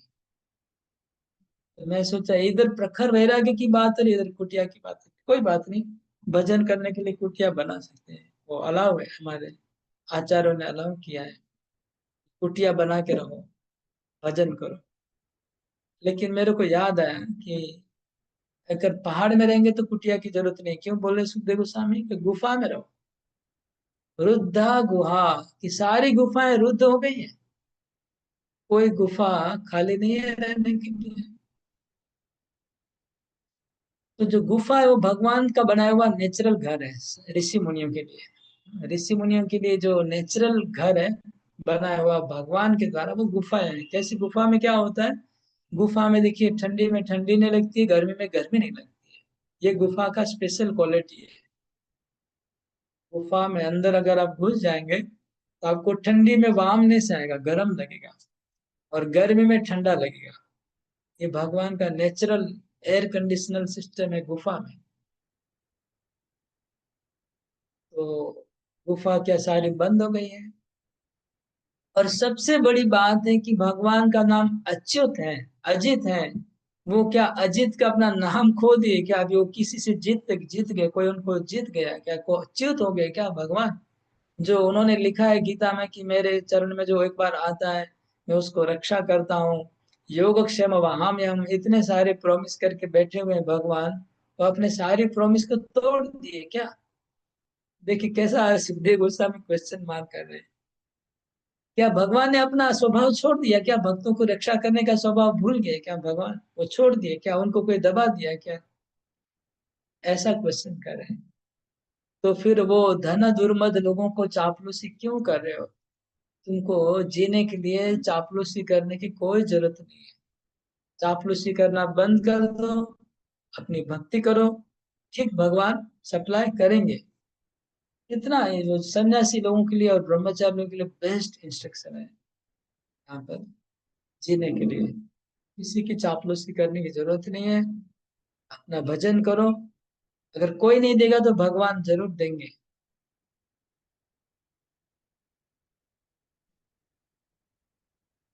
टाइम हो चुका है, मैं 9 बजे एंड करने का सोच रहा था, लेकिन इस तात्पर्य को एक्सप्लेन करूंगा, शायद 5-7 मिनट और लग जाएंगे। श्लोक को पकड़ लिया तो पूरा कर लेता हूँ। हाँ, अभी इस श्लोक में भी प्रभुपाद जी ने कुछ स्पेशल टर्म्स यूज किए हैं, ठीक है? प्रभुपाद जी का हम अभी यहाँ पर सोन पापड़ी हम लोग को मिल रहा है एक एक श्लोक में। तो यहाँ लिखे parasite is a sycophant who lives at the cost of society। तो प्रभुपाद पैरासाइट बोल रहे, पैरासाइट्री आप लोग को पता है ना, पैरासाइट्री मतलब परावलंबी वृक्ष। एक स्वावलंबी वृक्ष होता है, परावलंबी वृक्ष होता है। परावलंबी वृक्ष क्या करता है, पैरासाइट्री क्या करती है, दूसरे किसी पेड़ के ऊपर वो उगती है, वो ट्री, और उस पेड़ का पानी और सब खा के जीना जीती है। तो पैरासाइट यहाँ पर कहने का कि ऐसा मनुष्य जो दूसरों का नमक खा के जीता है, हाँ, दूसरों का जीवन से जीता है और उनको कुछ कंट्रीब्यूट नहीं करता है, बदले में वो पैरासाइट। अगर कोई ब्रह्मचारी और सन्यासी केवल लोगों से पैसा लेते हैं और खाना खाते हैं और उनका आध्यात्मिक ज्ञान नहीं देते हैं, उनको मार्गदर्शन नहीं देते हैं, उनका भक्ति को आगे बढ़ाने का कोशिश नहीं करते हैं, केवल उनसे लेते हैं, तो वो पैरासाइट है। ये प्रभुपाद जी का कहना है। पैरासाइट साइकोफेंट, ये प्रभुपाद जी का बनाया हुआ शब्द लिख लीजिए, पैरासाइट साइकोफेंट। मतलब सोसाइटी के ऊपर जीना, उनका लेना, लेकिन उनके बदले में कुछ नहीं करना, ये गलत है। हाँ, बहुत तात्पर्य बहुत अच्छा है, मैं पूरा आप लोग पढ़ लीजिएगा। आप लोग को ये जिम्मेवारी है पढ़ने का, मैं पढ़ लिया हूँ, इसका आप लोग को बता रहा हूँ।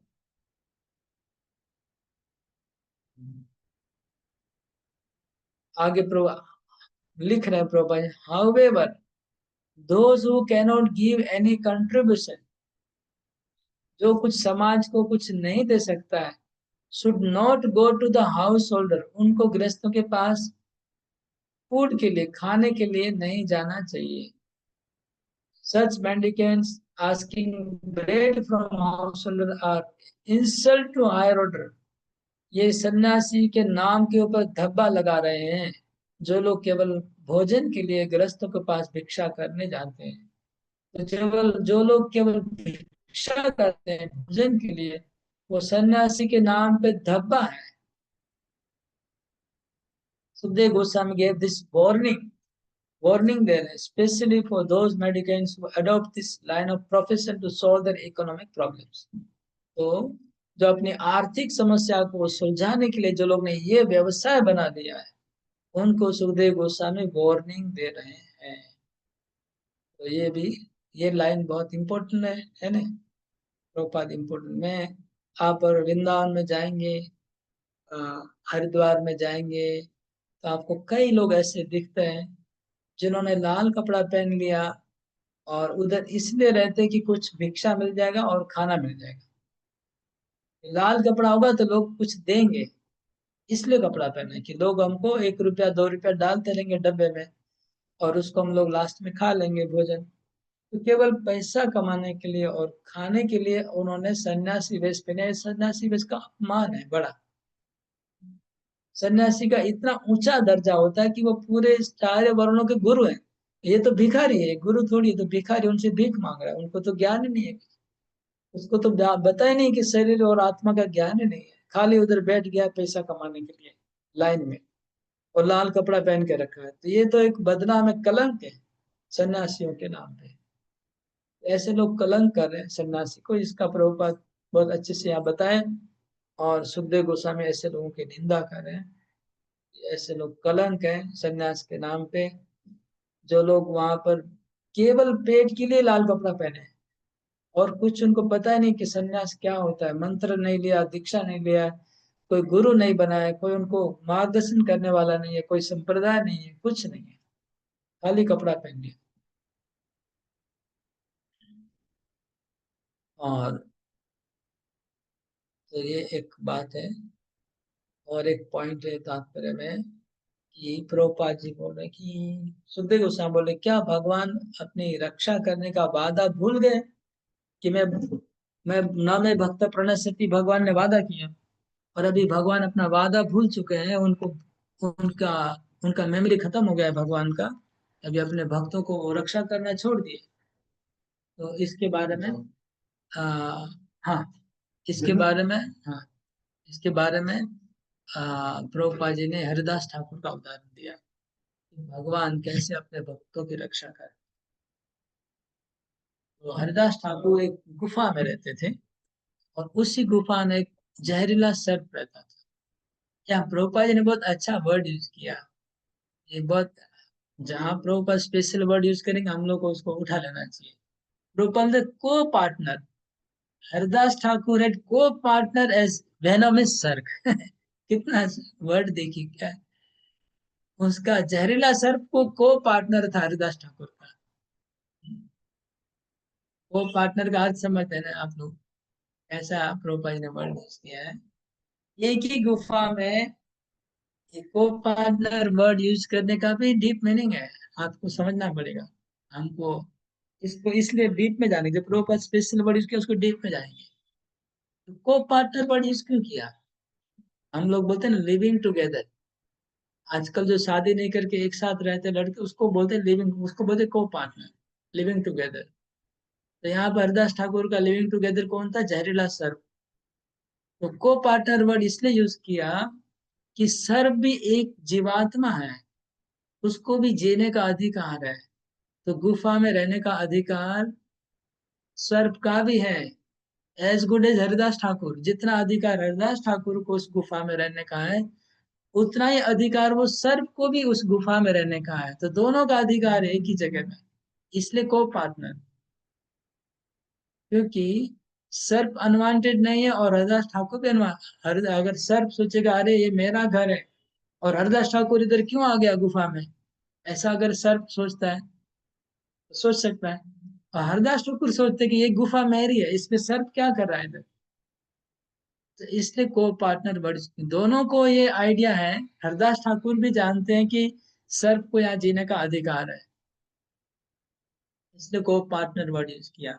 हरदास ठाकुर ये नहीं सोचा कि ये सर्प अनवांटेड है, ये मेरे घर में मेरी गुफा में आके रह रहा है, ऐसा नहीं सोच रहे हैं। हरदास ठाकुर सोच रहे कि इसका भी ये घर है, मेरा भी घर, हम दोनों एक साथ रह रहे हैं, इसलिए को पार्टनर वर्ड यूज किया गया। ठीक है ना? ऐसा को पार्टनर कोई रखना चाहेंगे अपने लाइफ में, घर में? सर्प के साथ रहना ये। तो फिर क्या हुआ, वहां पर जो हरिदास ठाकुर के बहुत फॉलोअर थे, वो डेली उनका दर्शन करने आते थे, उनसे शिक्षा लेने आते थे, उपदेश लेने आते थे। डेली वहां सत्संग होता था हरिदास ठाकुर की गुफा के बाहर, डेली भागवत कथा होती थी, सत्संग होता था, पब्लिक आती थी उनको मिलने। वो लोग उनके को पार्टनर को देख के डरते थे हरदास ठाकुर के को पार्टनर को देख के उनके फॉलोवर शिष्य लोग डरते थे कि अरे आपका को पार्टनर बहुत डेंजर है, हम आपके इधर आने में हमको डर लगता है।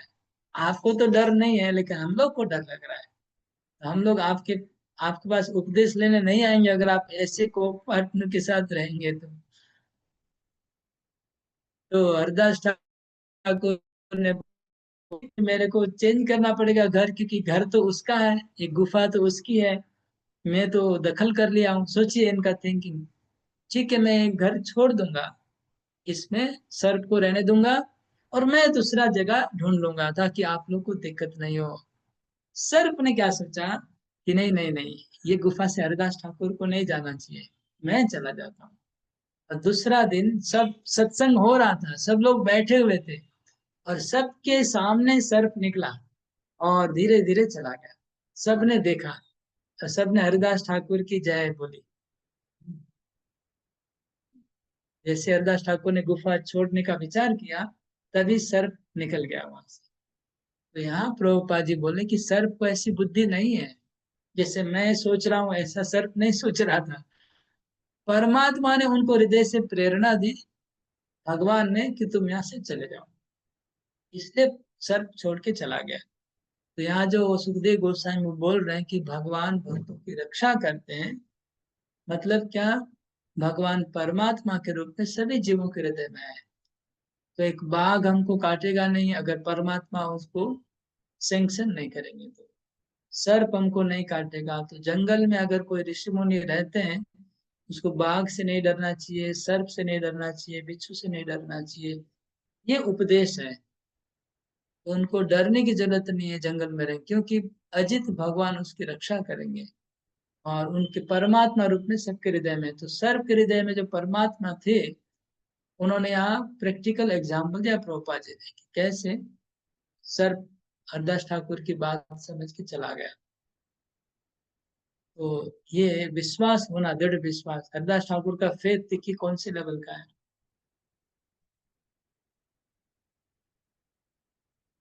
इससे मेरे को एक घटना याद आ रही है। प्रेमानंद महाराज का मैं एक दिन लेक्चर सुन रहा था, उसमें उन्होंने अपना जीवनी बता रहे थे। वो एक खंडेर में रहते थे और उस खंडर में सांप रहता था, लेकिन वो भी इसी मूड में थे। उनको भी यही मूड था कि हम परमात्मा सब जगह है, हमको डरना नहीं चाहिए। तो वो भी इसी को फॉलो कर रहे थे बहुत स्ट्रिक्टली कि सर्प का भी ये घर है, हमको सर्प से डरना नहीं चाहिए। तो एक दिन सर्प उनके शरीर के ऊपर से बोले चला गया। वो लेटे हुए थे और सर्प उनके शरीर के ऊपर चला गया। फिर भी उन्होंने मतलब कोई डर का एक्सप्रेशन नहीं किया। हम्म। फिर उन्होंने भगवान, फिर उस दिन बोलते मैंने बहुत चिंता में पड़ गया कि हे प्रभु, ये तो आज हम सर्प ऊपर से चला गया बच गए, लेकिन काट लेता तो क्या होता। हम्म, हमको लगता है ये जगह छोड़ना पड़ेगा, ऐसा उन्होंने सोचा। तो फिर सर्प चला गया बाद में, ऐसा उनकी कथा में सुन रहा था। शायद अपनी उनकी खुद की कथा बताई और किसी की बता रहे थे, मुझे थोड़ा सा कंफ्यूजन हो गया अभी। और किसी महात्मा की बात बोल रहे थे शायद, या अपने उनका जीवन में भी ऐसा घटा है कुछ। दोनों बातें, दोनों है। एनीवे, मतलब साधु संत लोग एक लेवल पे जब चले जाते हैं स्पिरिचुअल लाइफ में, तब उनको किसी जीव का डर नहीं होता है। उनको सब जगह परमात्मा दिखते हैं, भगवान दिखते हैं, इसलिए उनको डर चला जाता है।